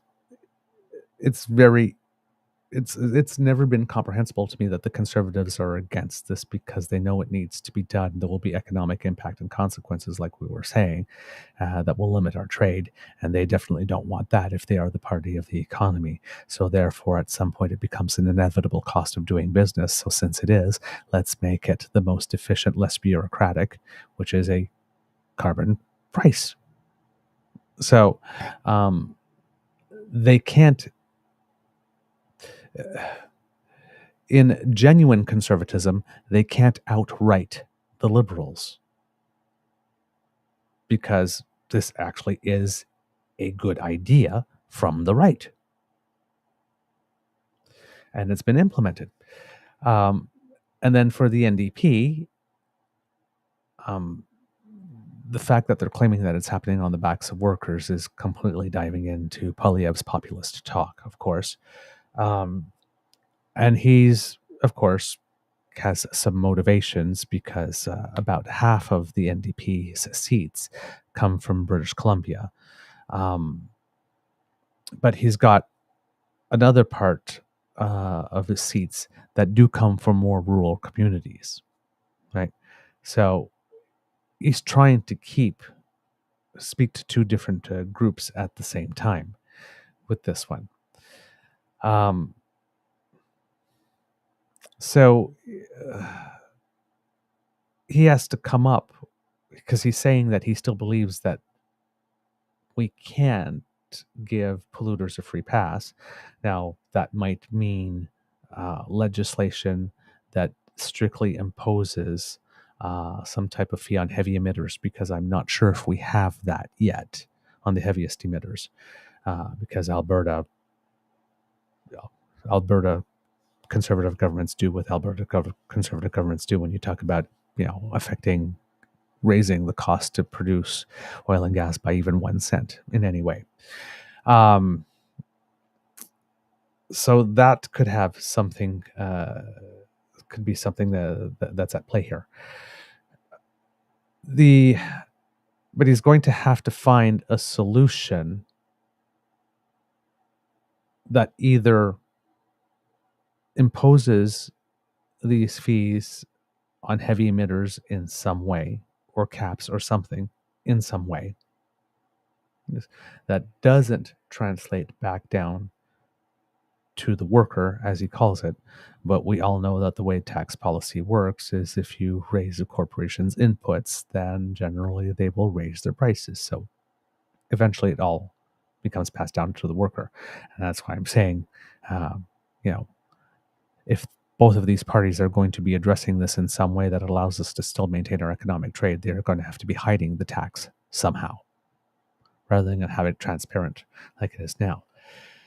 So they can either impose that, or they will have to find, like I said, a way to hide the tax and keep on raising it somehow without it being as obvious. And then they have to come up with a plan. They have to come and present it. And as I mentioned before, let's say they did become the government, then I'm sure, the Conservatives would want to litigate this new plan all the way up, and we would be at it for another, 10 years or so before we would get a Supreme Court decision on it. As far as many Canadians are concerned, this issue is settled now as well. And especially for people on the side of the political spectrum from whom Jagmeet Singh needs to get some votes, because yes, he wants to keep the seats that he has, but hopefully as a party leader, he would want to expand. And there is an opportunity for him to expand because, as we mentioned often, in Western Canada, a lot of the two-way battles are Conservative NDP, not necessarily Conservative Liberal. So I see that Jagmeet Singh is trying to speak to that section of the potential vote. But there are lots of swing Liberal NDP voters who do support the carbon tax, and they're just seeing this happen. And it's like, it's like one bridge too far. It's like one bridge too far. Whatever solution Jagmeet Singh is going to propose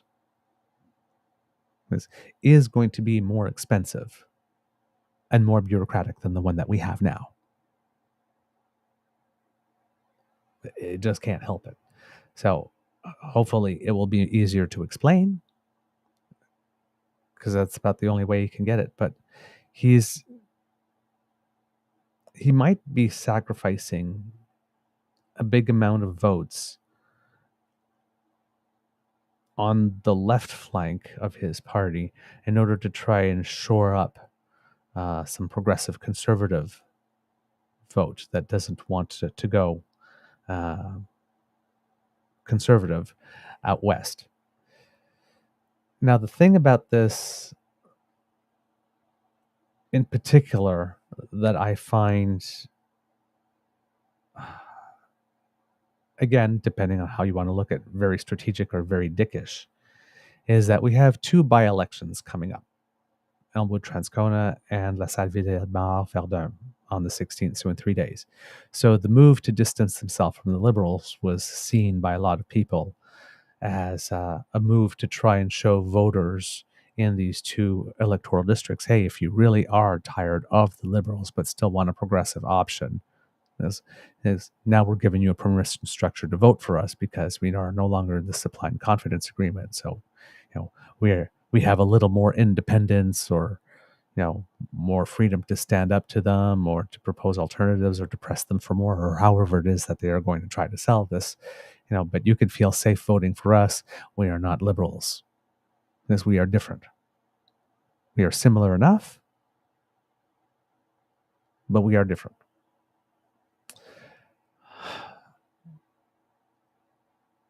And that could work. Again, we're talking about, especially in a by-election, given that so few people come out to vote, we're talking about, small numbers. So, if 100 or 150 votes are swung by that, that could be the difference in a tight three-way race. Also, on Wood-Transcona, if they are in a dogfight with the Conservatives for that one, and if it is more of a Blakey seat than it is an NDP seat, well, that could help there too. But carbon tax politics plays way differently in Quebec than it does in Manitoba. And I find it very interesting that this move here that brings attention to him no longer being all in on carbon regulatory pricing as we have it now happens in the by-election process after early voting is closed in Montreal. So everybody who voted early for the NDP in Montreal voted before attention was brought to this policy plank. But before the vote in Manitoba.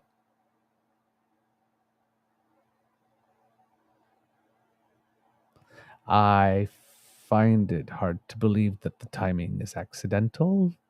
But again, it was a question that came from a journalist. But that seems particularly somewhat disrespectful to the voters in each of these two electoral districts. So I'm going to make sure that I lock up the pro-green vote in Montreal in the early voting, and then sort of bait and switch you in the 3 days before the actual vote for those showing up at the polls, and hopefully that'll help me secure the seat in Manitoba. Maybe I'm overthinking it.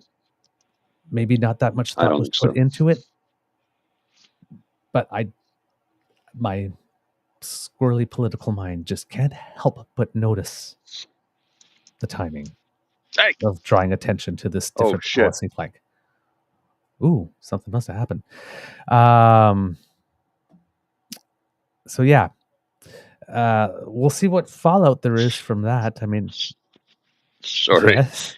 There's a dead squirrel here in the field, and she was chewing on it, so I had to address that quickly. Like, what? Okay. I just looked down and I'm like, what is? Oh my god! Jeez. Yeah, it was the carcass of a dead squirrel. Not even, it's only the bottom half too. Not even the whole squirrel. Oh my. Yeah. Okay. Yeah. They had to stop that. So I know right now Mademoiselle Fox is in the living room going, "Oh my god," because she's watching this show from the couch. I'm sorry, darling. I stopped her, but I'm like, "Oh, well, you saw my reaction." So anyway, sorry. Yeah. Sorry to disrupt and dislodge and derail, but crisis, right? Crisis averted. Oh yeah, absolutely. So yeah, that's the situation. I don't know if you were able to listen in to any of that. I heard some of it, yes, not all of it, but I did hear a good portion of it, and I'm in complete agreement with you. I don't. Yeah. I don't. Yeah. Again, right? It's a bold move, Cotton. Let's see where it leads. But I mean, if he does come up with a great plan, okay. But like, the thing that kills me, though, or reasonable, but sure. But the thing that kills me is he's repeating and parroting Poilievre's talking points. Yes. But it's on the backs of working Canadians, when we know damn well that is not the case. I know. It's like, why does he continue to do? He keeps shooting himself in the foot by parroting the opposition's bullshit remarks. And that's the part that kills me. It seems to me that the extent of the strategy is because he keeps on saying, well, people are done with Justin Trudeau. They're just done. They're just done. That's why I ripped it. The people are done. So it's like, if they're done with Justin Trudeau, and the polls seem to indicate that they like Pierre way more than they like Jagmeet, because Jagmeet's party is at 17 and Pierre's is at 42 in the polls. I guess maybe if I act like that, those will call me back. Maybe if he I'll be acts right like back. Pierre, the people who want someone who speaks like Pierre but isn't as icky and smarmy as Pierre will vote Jagmeet. I just don't. I don't understand. I understand that you have to make distinctions some way. I understand that the carbon tax, as they keep on calling it, is politically unpopular, but the Conservatives don't want it to exist at all and don't really want to have to do anything to address the issue in any way. And you allegedly do. It seems to me that if this was some deeply held belief that you've held for a while, let's say during the last 2 years that you've been a partner in this confidence and supply agreement, or, since 2017, around the time you became leader, on the at least 20 occasions that something related to the carbon tax came up in the House of Commons to vote upon, and you voted in favor of it, but now all of a sudden you are not. And you don't have anything to present as you are pushing this line. I guess, we will have a better plan, not rather than, well, this has been bothering me for all this time, allegedly, and so I've only started now to think up of an alternative plan. Again, just on its face, there's something about this that's not right, and where it is that the skip on the record is in this whole process of him changing this is, I can't identify yet. There's not enough information out in the public domain to know. But it just seems to me that if this was something, a policy plank that he had really believed for quite a long time, he would have had something to alternative to Right. offer, not just simply saying we're moving away from this because now we feel, after having voted for it 20 times, that it is an imposition on the workers and we need something new. Like, why not just come up and say, like this? I've heard some rhetoric that's saying, the carbon tax, as we know it, has served its useful purpose, and now we need to evolve to the next step. That's the way you could frame something. Apologies for stepping away. I had a 2-bag of Polyev I had to deal with there, a double bagger. Okay. Well, no, Lola had to, yeah. let us know how she feels about Pierre. Oh, we have a frozen Mr. Grizzly there, but I think we know. Yes. Am I back? Froze for a bit, but I think we knew where you were going with that one. Yeah, you're back. So, and here's the... Pardon? Okay, we have a little delay, so I'll just continue here. No, I know why. It was my phone switched to the Lieutenant's Pump Wi-Fi because I'm close by, so I just killed the Wi-Fi so I can just operate on my cell phone and we're good to go. Okay, I apologize for stepping away there. All right. So in an interview or a panel discussion, I should say, that I saw yesterday on CTV. Now, this comes out of the mouth of Christy Clark. So how much of this is authentic fact and without any spin, or this? I didn't have time to research that part. But she did mention, when she's talking about the experience in British Columbia, the BC Liberals, who actually are Conservatives, when they brought in the carbon tax, they said the money was used to provide tax cuts, whereas the current NDP government has taken the money and has just added it to general revenues. She also said that the BC Liberals had frozen the rate of the carbon fee, whereas the current NDP government has raised it. Now, for the NDP federally, because often people like to look at when we're talking about the NDP, well, there's an NDP government there, and they have a carbon tax there. So why is there a difference between the federal and the provincial parties? Why is there all this discrepancy? It seems there have been some changes in the BC program, if the version of Christy Clark is to be believed. And maybe there's some kits in the chat from BC, although it'd be rather early, who could confirm a little that. bit. Now, the other thing is that this is actually not a new position for the NDP, because if you will remember, when Jack Layton was the leader of the party, he wasn't pro-carbon tax either. I think he was way more pro-cap and trade, if I'm not mistaken. So not being pro-carbon regulatory pricing in the way that we have it now is not necessarily a new position for the NDP. But when Jagmeet Singh started voting in favor of it, that was probably more the newer position, and now it seems that he's trying to go back to the old Layton position. But certainly seems like it. But you voted for it no less than 20 times over 7 years. And now all of a sudden it's a burden on the backs of workers after it's been in place for about 7 years now. Yeah. Or close to, maybe 5. Is it 5 now? Because it's been, or no, this is the first raise that we've had under the new one. Correct. The first one was 5 years, yeah. So we're in the 6th year. Correct. So we went through the whole first 5 years, and then we decided to continue after 5 years on the same path. And then it isn't until over a year into the new phase of doing this that we've confirmed it, that now you have a problem with it. Sure, Jan. Yeah, sure. Exactly. So that's why the timing. Now, again, it's not. Had he called a press conference to say that he was taking a different stance from Prime Minister Trudeau and the Liberals on carbon regulatory pricing, I would say for sure it has to do. But given that this was a question that was asked to him in a pretty nondescript press availability, I mean, the amount that he talked before he opened the door for questions in English was about like under 3 minutes.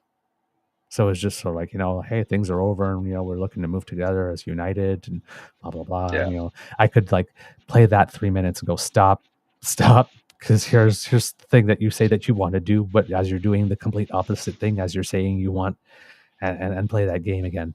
But that question, like I said, because it was a question that came from the press, it wasn't. You can't say that it was a moment that he had planned. But it's just. I don't know, man. Yeah, it's all I don't know. I mean, and again, I couldn't hear the question, so that's what I'm saying. I'm just presupposing that the question is that you broke away from this. Will you break away from this as well? And so, well, here's an opportunity. I'm not sure. Like, if it was the type of question that didn't call for him to bring that up, and he decided to slide it in there, then again, I would go, ha. But I wasn't able to hear the question, so I cannot speak fully to timing and whatnot, but he definitely knew that if he was going to say that would bring him some media, definitely, and some questions over the next few days. And in 3 days prior to a by-election vote, you want people talking about you. Yeah. So in that way, he's clever. If you're playing the PR game. He's like, let's just put it this way. Over the past few weeks, for the leader of the fourth party, he has managed to generate a lot of press. And that's what needs to be, people need to remember is he is a fourth party. Sorry, I just see a neighbor. All right, sorry, with another dog. I'm going to jump out. I'll be back in a bit. Okay, all right. So we'll see how that works out for him, but response on social media is pretty Evan Scrimshaw was not impressed. Read his piece on that. Yeah, but of course, Evan Scrimshaw doesn't have much love for Mr. Singh to start with, so that might for him, it might just be one more thing on the pile. Let's put it that way. The other big news, pivoting away from Mr. Singh, is there's been not a verdict, but a sentencing decision in the trial of the 2 remaining members of the Coots 4, the ones who had not pleaded guilty earlier, who went all the way with their trial. We talked to you a bit about it when closing arguments came around, and we said that sentencing hearing would happen around the end of August. Yeah, that it did. And prosecutors were asking for about 9 years for them. According to Global, 2 men have been sentenced to 6.5 years in prison for their roles in the blockade of the Canada-US border crossing at Coutts, Alberta. They mentioned their names. We will not mention them here. We'll just say when we refer to them, to distinguish them, the one with the pipe bomb, because they were both charged and found guilty of the same crimes, but one of them had the charge of possessing a pipe bomb in addition to. Neither are to serve their full sentences, as Justice David Lebrans gave them nearly 4 years credit for the time they have already spent in custody. They were kept in custody for the entire duration of the investigation and the trial. So, and generally, when you get time served, you get 1 day plus a bonus because you spent time in custody before there being a conviction. Both were convicted of mischief and possession of a firearm dangerous to public peace, while the latter one was also found guilty of possession of a pipe bomb, as I mentioned. A jury found them not guilty on the most serious charge they faced, conspiracy to murder police officers at the blockade. And I believe that the Crown prosecutors are taking that decision up to appeal to try and get a conviction on that. The blockade halted traffic at the border crossing for 2 weeks in 2022 in a protest of COVID-19 rules and vaccine mandates. The men were charged after RCMP found guns, ammunition, and body armor in trailers near the blockade. And for those of you who remember, there is that famous picture of a lot of weaponry on a table and on the floor in front of it, all laid out and displayed. Let's see, what does the thing goes next. Lebrun said, while the men believe their cause just, they can't be allowed to take the law into their own hands. Both used the blockade as a last stand against police, the judge said in his sentencing decision. They knew they were actively participating in something that was illegal, but they didn't care because they thought their cause had been worthy. He added, the law does not allow people to take the law into their own hands. Both men bear a high degree of moral capability. And basically that comes down to no matter how noble or valid you believe your cause to be, that still doesn't give you the right to bring weapons to a protest. That's the too long didn't read version. Both have been in custody since they were arrested in February 2022. Both were given an opportunity to address the court. The one without the pipe bomb declined, but the one with the pipe bomb said that he's a better man as a result of his time in custody. Quote, it has given me time to indulge in God's work. He said, reading from a prepared statement, I will continue to help others. The guy with the pipe bomb was given 6 years for possession for the firearms conviction and a concurrent 6-month sentence for mischief and an additional 6 months for the possession of the pipe bomb. The other was given 6.5 years for the firearms offense and a concurrent 6-month term for mischief. The Crown had argued the 2 men should serve 9-year prison sentences. Quote, the names of the defendants, or now the convicted, believe they were at war. They were prepared to die for their cause. The very real risk is that a firefight would have occurred, Crown Prosecutor Stephen Johnston told the sentencing hearing in August. Quote, it sounds like something we hope doesn't happen in our country, but the reality is it did, and it happened in southern Alberta. Defense lawyers for the 2 had urged the judge to sentence the men to time already served. The 2 other protesters charged with conspiracy to commit murder at the blockade pleaded guilty earlier this year to lesser charges. One was sentenced to 3 years for possession of a restricted firearm in an unauthorized place, and the other was sentenced to 3.5 years for conspiracy to traffic firearms. Those sentences did amount to the time the men had already served, so there was no additional time served for them. Typical reactions from the usual suspects in the places that you would expect them. A lot of people on the right claiming some type of miscarriage of justice of some kind. Interestingly enough, according to the Breakdown Alberta, I believe, well, not according to the Breakdown Alberta, but through the Breakdown Alberta, there is a tweet of Danielle Smith talking about this. I'm guessing that she was asked a question on SNP, the Sean Newman podcast. And he had asked her about this. Your thoughts on Coots and the decision this week? She says, well, look, I mean, I wasn't in the courtroom. I didn't see the evidence. It was a jury of their peers, which I think is important because the jury trial is sacrosanct in our country and in our province. And they looked at the evidence, rejected some of the charges, and accepted some of the others. And so that's where I think that's where we find ourselves, because I think we've got to support the process, because I think everybody wants to be able to know that if they're facing any kind of criminal justice issue, that the jury of their peers will be who they go before, and that's what the outcome was. So I don't want to judge what the jury saw, what or why they came to the verdict that they did, but I think people should feel some confidence that the jury trial system is an important part of our process, and that's the outcome then. That was her reply. So described as a bit of a plot twist, because if there was one person you thought would have got on the bandwagon to scream that there was some type of violation of justice, it would be her.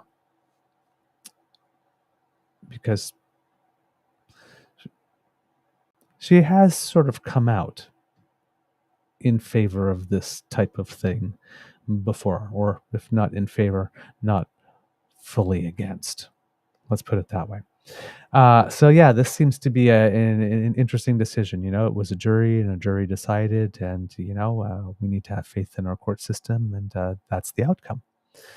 So I'm not sure if this is going to be perceived as a throwing under the bus from the David Parker wing, especially as a leadership review is coming up, but not exactly the reaction that I had expected from Danielle Smith on this issue. Now, this is the correct reaction that a premier should have if asked a question about something like this. But I think it would be fair to say that this is not the person from whom we typically expect the standard operating procedure response. Yes, I think that's the kind way to put it. So, but yes, definitely important. Hopefully that settles the matter. I do believe that the lawyers in the case for the defendants did mention that they probably will want to seek an appeal as well. So if that is the case, there will be an appeal from the defense side of this particular sentence and conviction, and then there will be an appeal on the Crown side of the conspiracy to murder police officers charge being met with a not guilty verdict. So probably still some more to come on this, not completely over, but where the two involved here are concerned, unless there is a demand for release pending appeal, which I would assume would be denied, given that they felt that they had to keep them in custody for the entire duration of the time between arrest and sentencing. My guess would be that, and I'm probably not going out on a limb here, that the answer to that would be no. So they are, I would assume, currently still incarcerated and serving the additional time on their sentence that was tacked on to the time they were already credited for serving. All right. And surprisingly, not, like I said, even though some hackles got raised here and there, no lingering effect, because usually if it's something that's really hot as a subject matter, which you would have expected this was, it goes on for days, right? And then it sort of ebbs and flows and then keeps on being brought up. But this did not seem to come with this, from what I can tell so far. Maybe there's some time delay left for that, but there doesn't seem too many people wanting to pick up the ball and run with. There was a, miscarriage of justice of some kind, or that this sentencing is just disproportionate. I mean, the Crown asked for 9, they got 6.5. So there'd be some people willing to say, it's kind of obvious they were guilty of those ones, and just take the acquittal on the conspiracy charge as the win and celebrate that as their victory. But it seems on the other two, I mean, they were indeed there with the weapons, and it was for an unlawful purpose. So, I mean, you really can't fight that one. So, it'll be interesting to see if this one is sort of like a one and done. People were mad for about a day or two after the verdict, after the sentencing came down, and that's it, or whether or not this becomes manufactured and manipulated into being a symbol of something else and pushed as a trope of some kind within this community. But for now, it seems that some of the usual suspects that you would expect to do that are saying, well, yeah, that's kind of what we expected. Or that it's kind of, that seems reasonable, because there isn't as much outcry as one would have expected there. All right. In other news, while we wait for Mr. Grizzly, it's a little bit of news of some Canadians that make us proud. The Canadian women's under-20 soccer team was playing at the under-20 Women's World Cup. And they were in a very, very, very tough pool. Out of all the pools, they were in the toughest, and ended up third in the pool, and advanced as one of the highest ranking, as the highest ranking of the third place teams.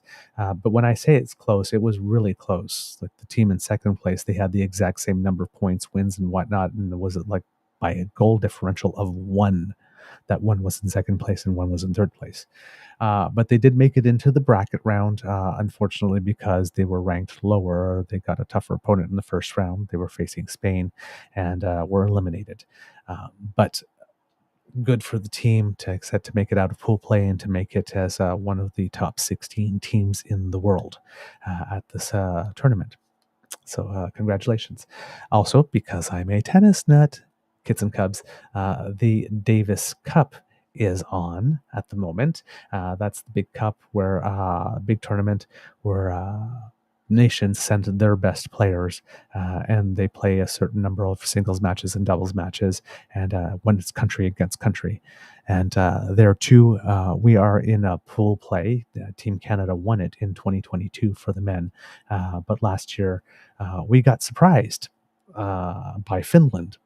And one guy in particular, Otto Virtanen, who seemed to have made it his mission to take out Canadians. And same thing with Helio Vara, because often in the tennis season, when the Canadians end up matched up against them for some reason, the Finns seem to be their kryptonite. But this year, in the second round of the second set of matches of the pool play, Canada was playing Finland, and they handled them very well, winning at 3-0. And a couple of days before was Argentina. They also defeated 3-0. So the next matchup was against the UK, but with already 2 wins and being the only team with 2 wins in the pool, it looks pretty solid that Canada will advance to the bracket round at the Davis Cup to try to defend its title. So, defend its title, recapture the title that it had 2 years ago.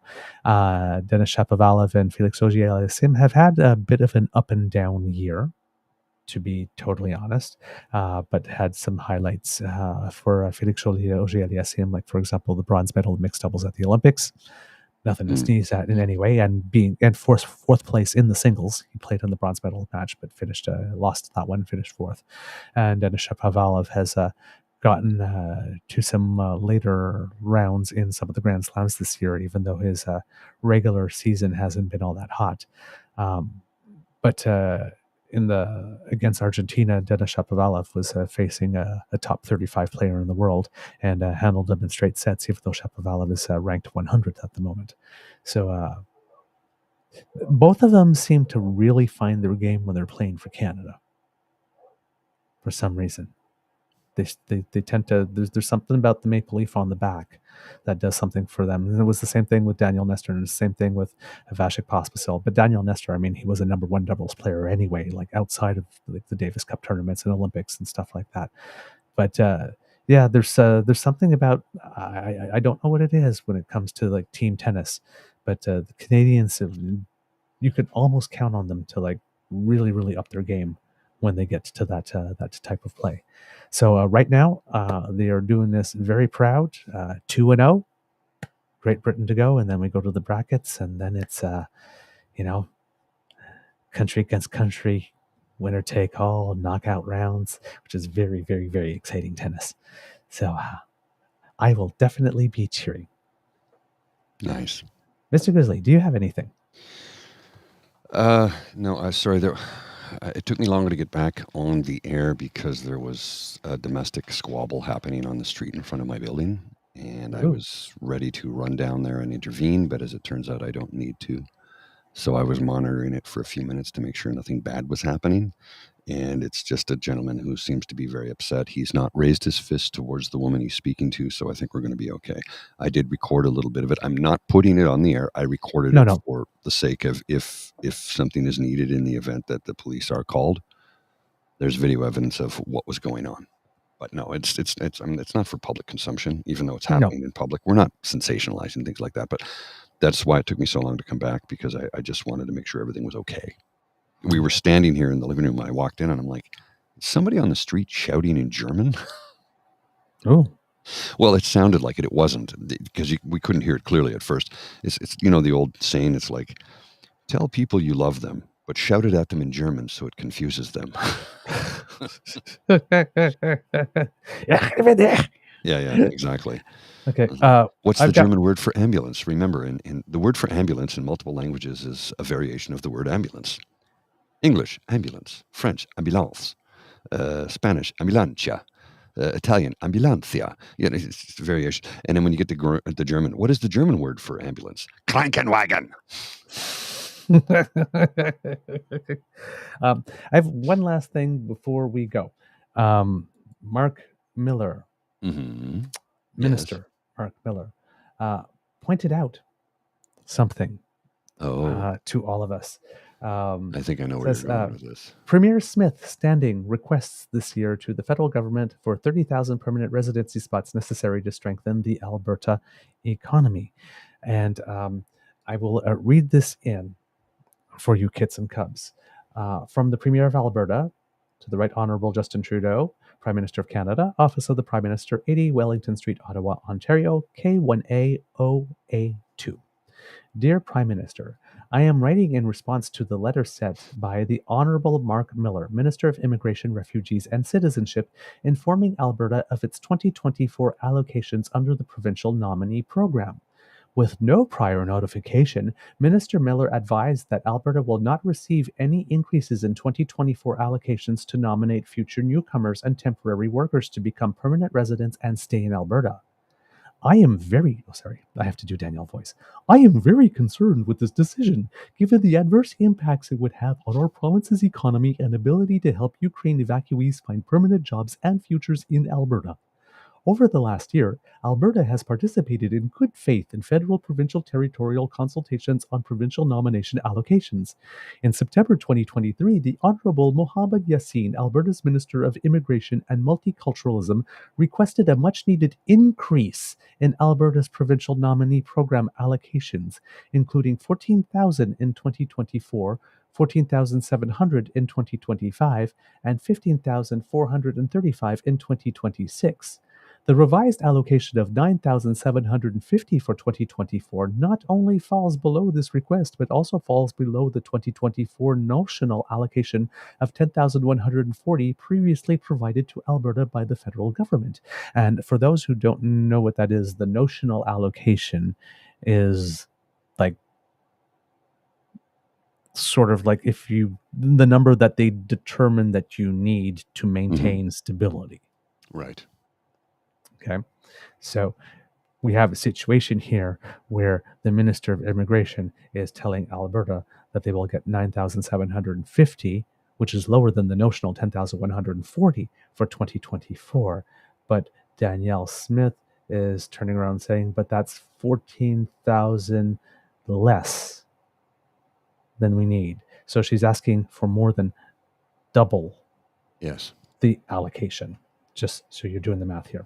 Alberta's labor market continues to show strength. In February 2024, employment rose to 2.5 million, up from 17,400 month over month, which is a 4.1% increase year over year. But Canada's broken. Yes. Full-time jobs also jumped to 2,070,699. But the federal government is trying to kill Alberta jobs. While Alberta accounts for just under 12% of Canada's population, our province leads the nation in net employment growth, with 42.8% of the country's employment gains, despite everything Trudeau is doing to us. Yeah, apparently. Yeah. Alberta continues to be the economic engine of Canada and will experience ongoing labor market challenges, with labor shortages forecasted in critical sectors such as construction, technology, healthcare, and education. Immigration is critical to addressing these labor challenges, and Alberta's provincial nominee program is best placed to address our unique immigration and economic goals. The decision on Alberta's 2024 allocations represents a reversal of previous commitments by the federal government and negatively impacts Alberta's ability to grow and diversify its economy. In light of Alberta's unique labor challenges, I am requesting that your government immediately increase Alberta's provincial nomination program allocation to $20,000 annually in 2024, 2025, and 2026. This would support our efforts to address critical labor shortages and supports and collaborative federal-provincial territorial relationships that respects Alberta's roles in addressing its regional immigration needs. Since Alberta's program is heavily focused on temporary residents, the increase will support the transition of this group to permanent residency. Additionally, Alberta is welcoming a substantive number of Ukrainian evacuees, with over 57,000 evacuees currently in Alberta. It is anticipated that upwards of 93% of Ukrainian evacuees will stay in Alberta and seek permanent residency. This represents approximately 24,000 families that may apply to our provincial nominee program. Overall, there is a lack of opportunity for these temporary residents to gain permanent residency and continue to live and work in Alberta. While the federal government has provided a temporary pathway for Ukrainian nationals with family members in Canada, more needs to be done, as many Ukrainian evacuees are not eligible for existing federal permanent residency streams. I would agree. The federal government could address this issue either through new federal pathways for Ukrainian evacuees or through increased allocations to Alberta's provincial nominee program. Under the provincial nominee program, Alberta requests a further 10,000 allocations for Ukrainian evacuees, in addition to the 20,000 the province is already seeking for economic needs. So again, he's giving 9,740, and she wants 30,000. Now, 10,000 are already there. Yes. All right. But don't they keep crying about how Yes, that's where we're going. Let me finish the letter. The recent unilateral notification by the federal government that our province will not receive any increases in our 2024 allocation underscores the importance of Alberta's continuing to advocate for greater involvement in decisions regarding immigration policy and planning, including the selection and settlement of immigrants similar to that available in Quebec. Should the federal government continue to not be responsive to our requests, Alberta will assist areas where we can push for a larger role in immigration and settlement services to better serve our province's interests. This is clearly consistent with Section 95 of the Constitution, which states, quote, "In each province, the legislature may make laws in relation to immigration in the province.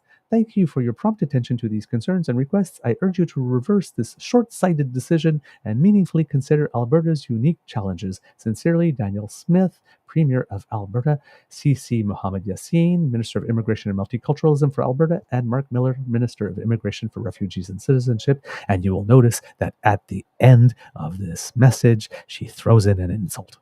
Of course. Because they just can't help themselves. It was a solid letter up until then, but throws in an insult. Now, Mr. Grizzly, again, please, your first impression. What the hell? Excuse me. Please. So, I'm very confused. I'm incredibly confused by this. Let me see if I get this correct. We have no place to house people. There's no housing. Stop the immigration. We need more immigrants to keep our economy rolling, but we don't have any place to house them. And it's all a federal government Wait a minute. Housing is a provincial responsibility initiated at the municipal level, funded by the province. Okay, so build some houses. We need more migrants so we can fill these jobs. I thought you said you didn't want any more. I'm very confused at all of this. So Alberta is doing great, but sucking at the same time. Make it make sense. How can you be, look, I understand you can hold two different thoughts at the same time. I understand how you can be pro-choice and anti-abortion. That is sensible. But you can't say, no more immigrants, we don't have any place to house them, you need to build some housing. We need immigrants to build the houses. And it's your responsibility to build them, not the federal government. The federal government is doing it now because the provincial government has failed. So, oh my God. Stop electing stupid people, please. And then on the other side, Albertans hate the immigrants. That's why you can't find a place to live that's affordable. Stop hey, federal government, why are you sending us only 9,740? We need 30 or 20. What they say to the people, and then what they write in letters begging the federal government to do. They're asking Trudeau to do this. And then they go to a mic and they say, you cannot find a daycare space, or you cannot find a place to live in, or you cannot do, because Trudeau lets in all those damn immigrants. That we insist we need desperately to fill positions and jobs. Because the second we say, okay, we'll cut them. Oh my God, how are we going to fund our colleges and universities? What are we going to do about our labor? Well, then pick a goddamn lane. Pick a lane. Pick a lane. We need the people, and it comes with an uptick in price. And this is an expected cost for having to bring in so many people quickly. And we as a government, because as a provincial government, we do have access to purse strings and money, we will create a program to help you. There is no reason for which any provincial government can't offer people a rent increase deduction on their provincial income tax or a credit of something, right? They have money. Mm-hmm. They could be offering relief. They're asking the federal government to do this. They know that that will increase demand, and right now supply is low, and that will raise costs for everyone. Give someone a relief check. But we need to do this. That is an option. No. Like this. They beg the federal government for it. They get it. Then they punch the federal government in the face for having given it to them. And then they tell the people that are suffering the unintended negative consequences for having to do something that absolutely needs to be done, that it's the fault of the federal government and the people that don't look like them. Vote for me. Meanwhile, in Ontario, I have to put this on the screen because there's a bigger picture here at play. This is just disturbing. 2018, Doug Ford government stops enforcing credentials in skilled trades. That is ridiculous. 2023, Ford government intends to stop mandatory coroner's inquest on construction site deaths. 2024, Stephen Lecce and David Piccini announced grade 11 and 12 students could spend most of their time in co-op courses. Let me just scroll down the page here so you could see my response to this after this one. From Concerned Citizen, Ford is building his army of worker bots, few skills. They will be forced into low-paying jobs with no benefits. If they die on the job, there's a steady pipeline of replacements coming up behind. No unions, of course, just like his mob bosses want. This is an accident waiting to happen. These kids are going to get taken advantage of or injured or die. It's important to have transparency. What's to hide? And my take on this is co-op student equals free child labor for his developer friends, paid via the public purse on borrowed money. So we've got Daniel Smith in Alberta screaming for more immigrants, even though they're at the same time saying we don't have room. And then we have Doug Ford doing the same thing, by the way, and saying, we're trying to build homes. The province of Ontario isn't building a damn thing. Doug Ford is not building a damn thing. His private developer wealthy buddies are. And now he has a pipeline of free child labor to help out on those construction sites, which is, of course, what his developer buddies love, because free labor means more profit. This is the upside down times, people. This is happening in real time, in our lifetime, in 2024. We are turning the clock back, exactly, as Saucy Sea Witch says. Are we going back to the industrial age? Certainly seems like it. You do realize that these co-op child laborers have no union. They have no protections. And now if they die on the job site, there's no mandatory inquest by the coroner. That one blows my mind. Doug Ford's meat grinder economy, where you literally will be ground to meat. That one literally blows my mind. And this is what has happened. Look, it's all part of the plan. It's all part of the plan. They want Gilead, and they're slowly doing it incrementally, little by little, step by step.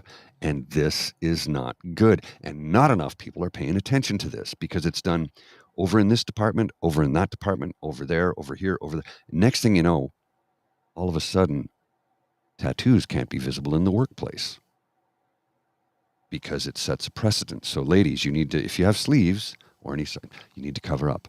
Oh, you have tattoos on your hands? You have to wear gloves in the workplace. How soon before we're Afghanistan? How soon?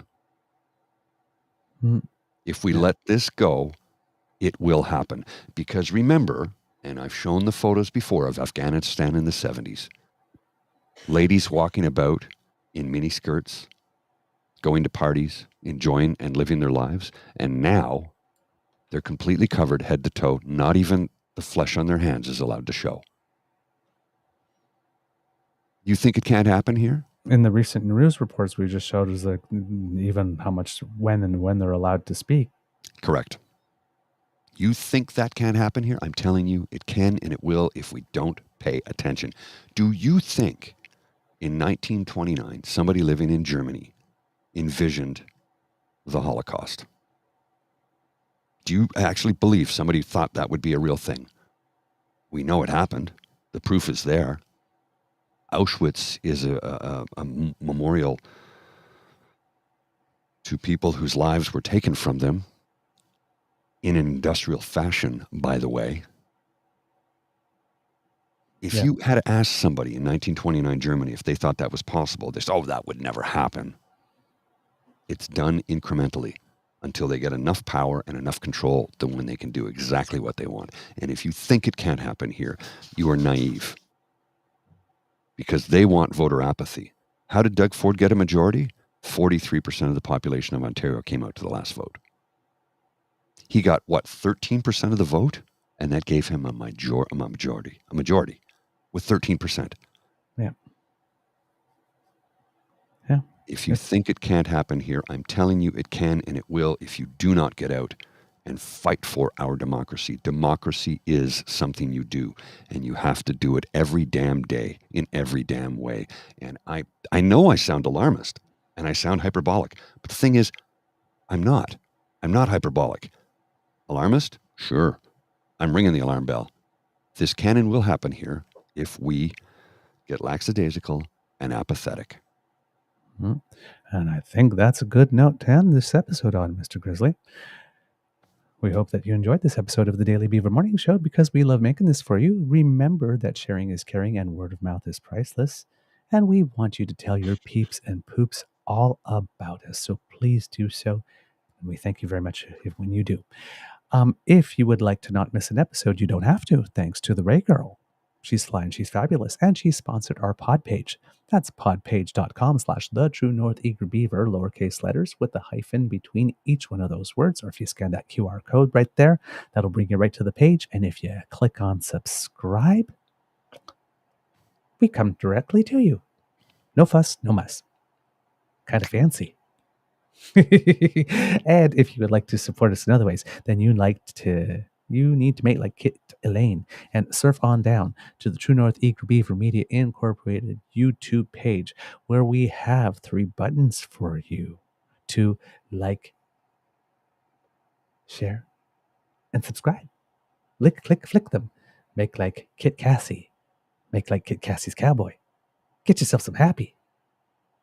It's really easy to do. It's a lot of fun. And if you'd like to help us in other ways, then the QR code by Mr. Grizzly's Head will bring you to our coffee page. That's coffee, ko-fi.com/eagerbeaver, lowercase letters, all in one word.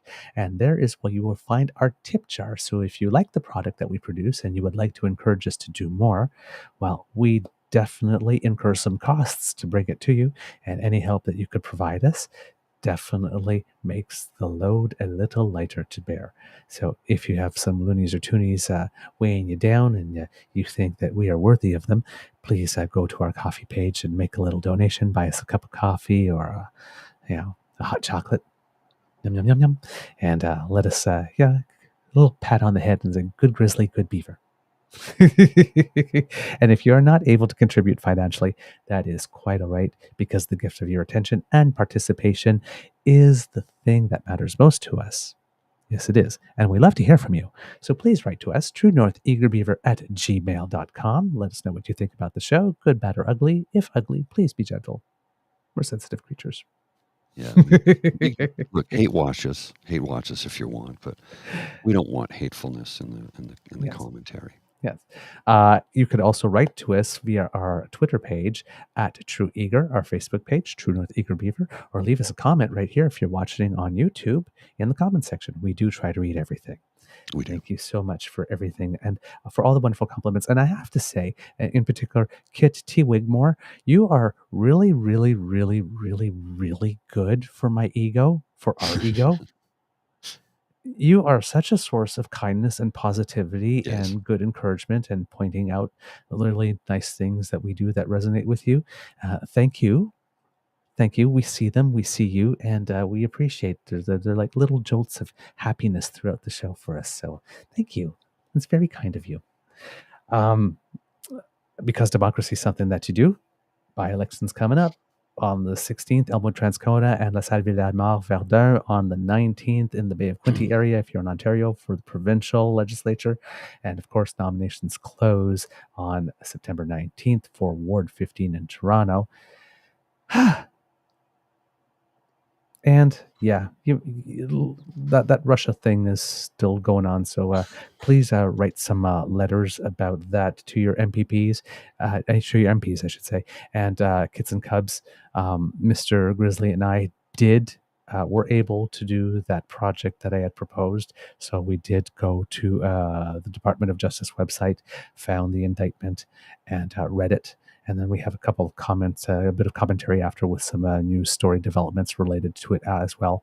And that will be coming out, I believe, on Saturday. Yes, tomorrow at 9 a.m. I will be debuting. It's pre-recorded, and you will see it will say previously recorded when you were watching it. But yes, 9 a.m. tomorrow that will debut. So everybody, you're going to get some Weekend Beaver. Hi. I don't even know what to say for this. Waka, waka, waka, waka. Oh my goodness. Okay, Fozzie Bear. Waka, waka. Mr. Grizzly, do you have some words of wisdom for our Kits and Cubs today? The only thing I can leave anybody with is democracy is something you do. Please participate in it, because ours is on the edge of a razor. We are on the edge of a razor right now. And honest to goodness, if we do not get out there and do something about it, we will lose it. Oh, I got a spill there. So please share this program with everybody on your socials, on your follows. Email this a link to the show. We need to get more Canadians knowledgeable of the fact that our democracy is in a perilous situation right now.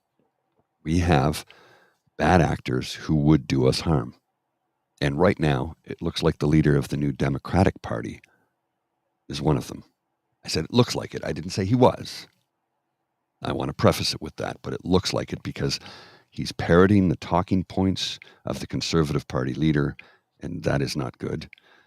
And he talks about how Ed Broadbent is his mentor. Ed is spinning in his grave right now. Yeah. Yep. All right, Mr. Grizzly, please cue the cock and stick around, kids. We have.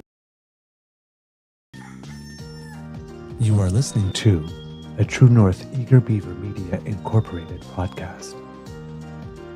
The True North Eager Beaver podcasts are proudly brought to you by our founding sponsors, the Misfit Mysteries from Corvid Moon Publishing, your source for science fiction, fantasy, and cozy mysteries featuring a broad diversity of characters. CanadianTarot.com, their uniquely Canadian online eclectic tarot community, and the Peppermaster, hot pepper sauces made from farm-fresh ingredients to thrill your taste buds and expand your mind. We are grateful to the Crier Media Network for its support, Pete Jarvis for our artwork, and Paul Joseph Something for our opening and closing sequence music.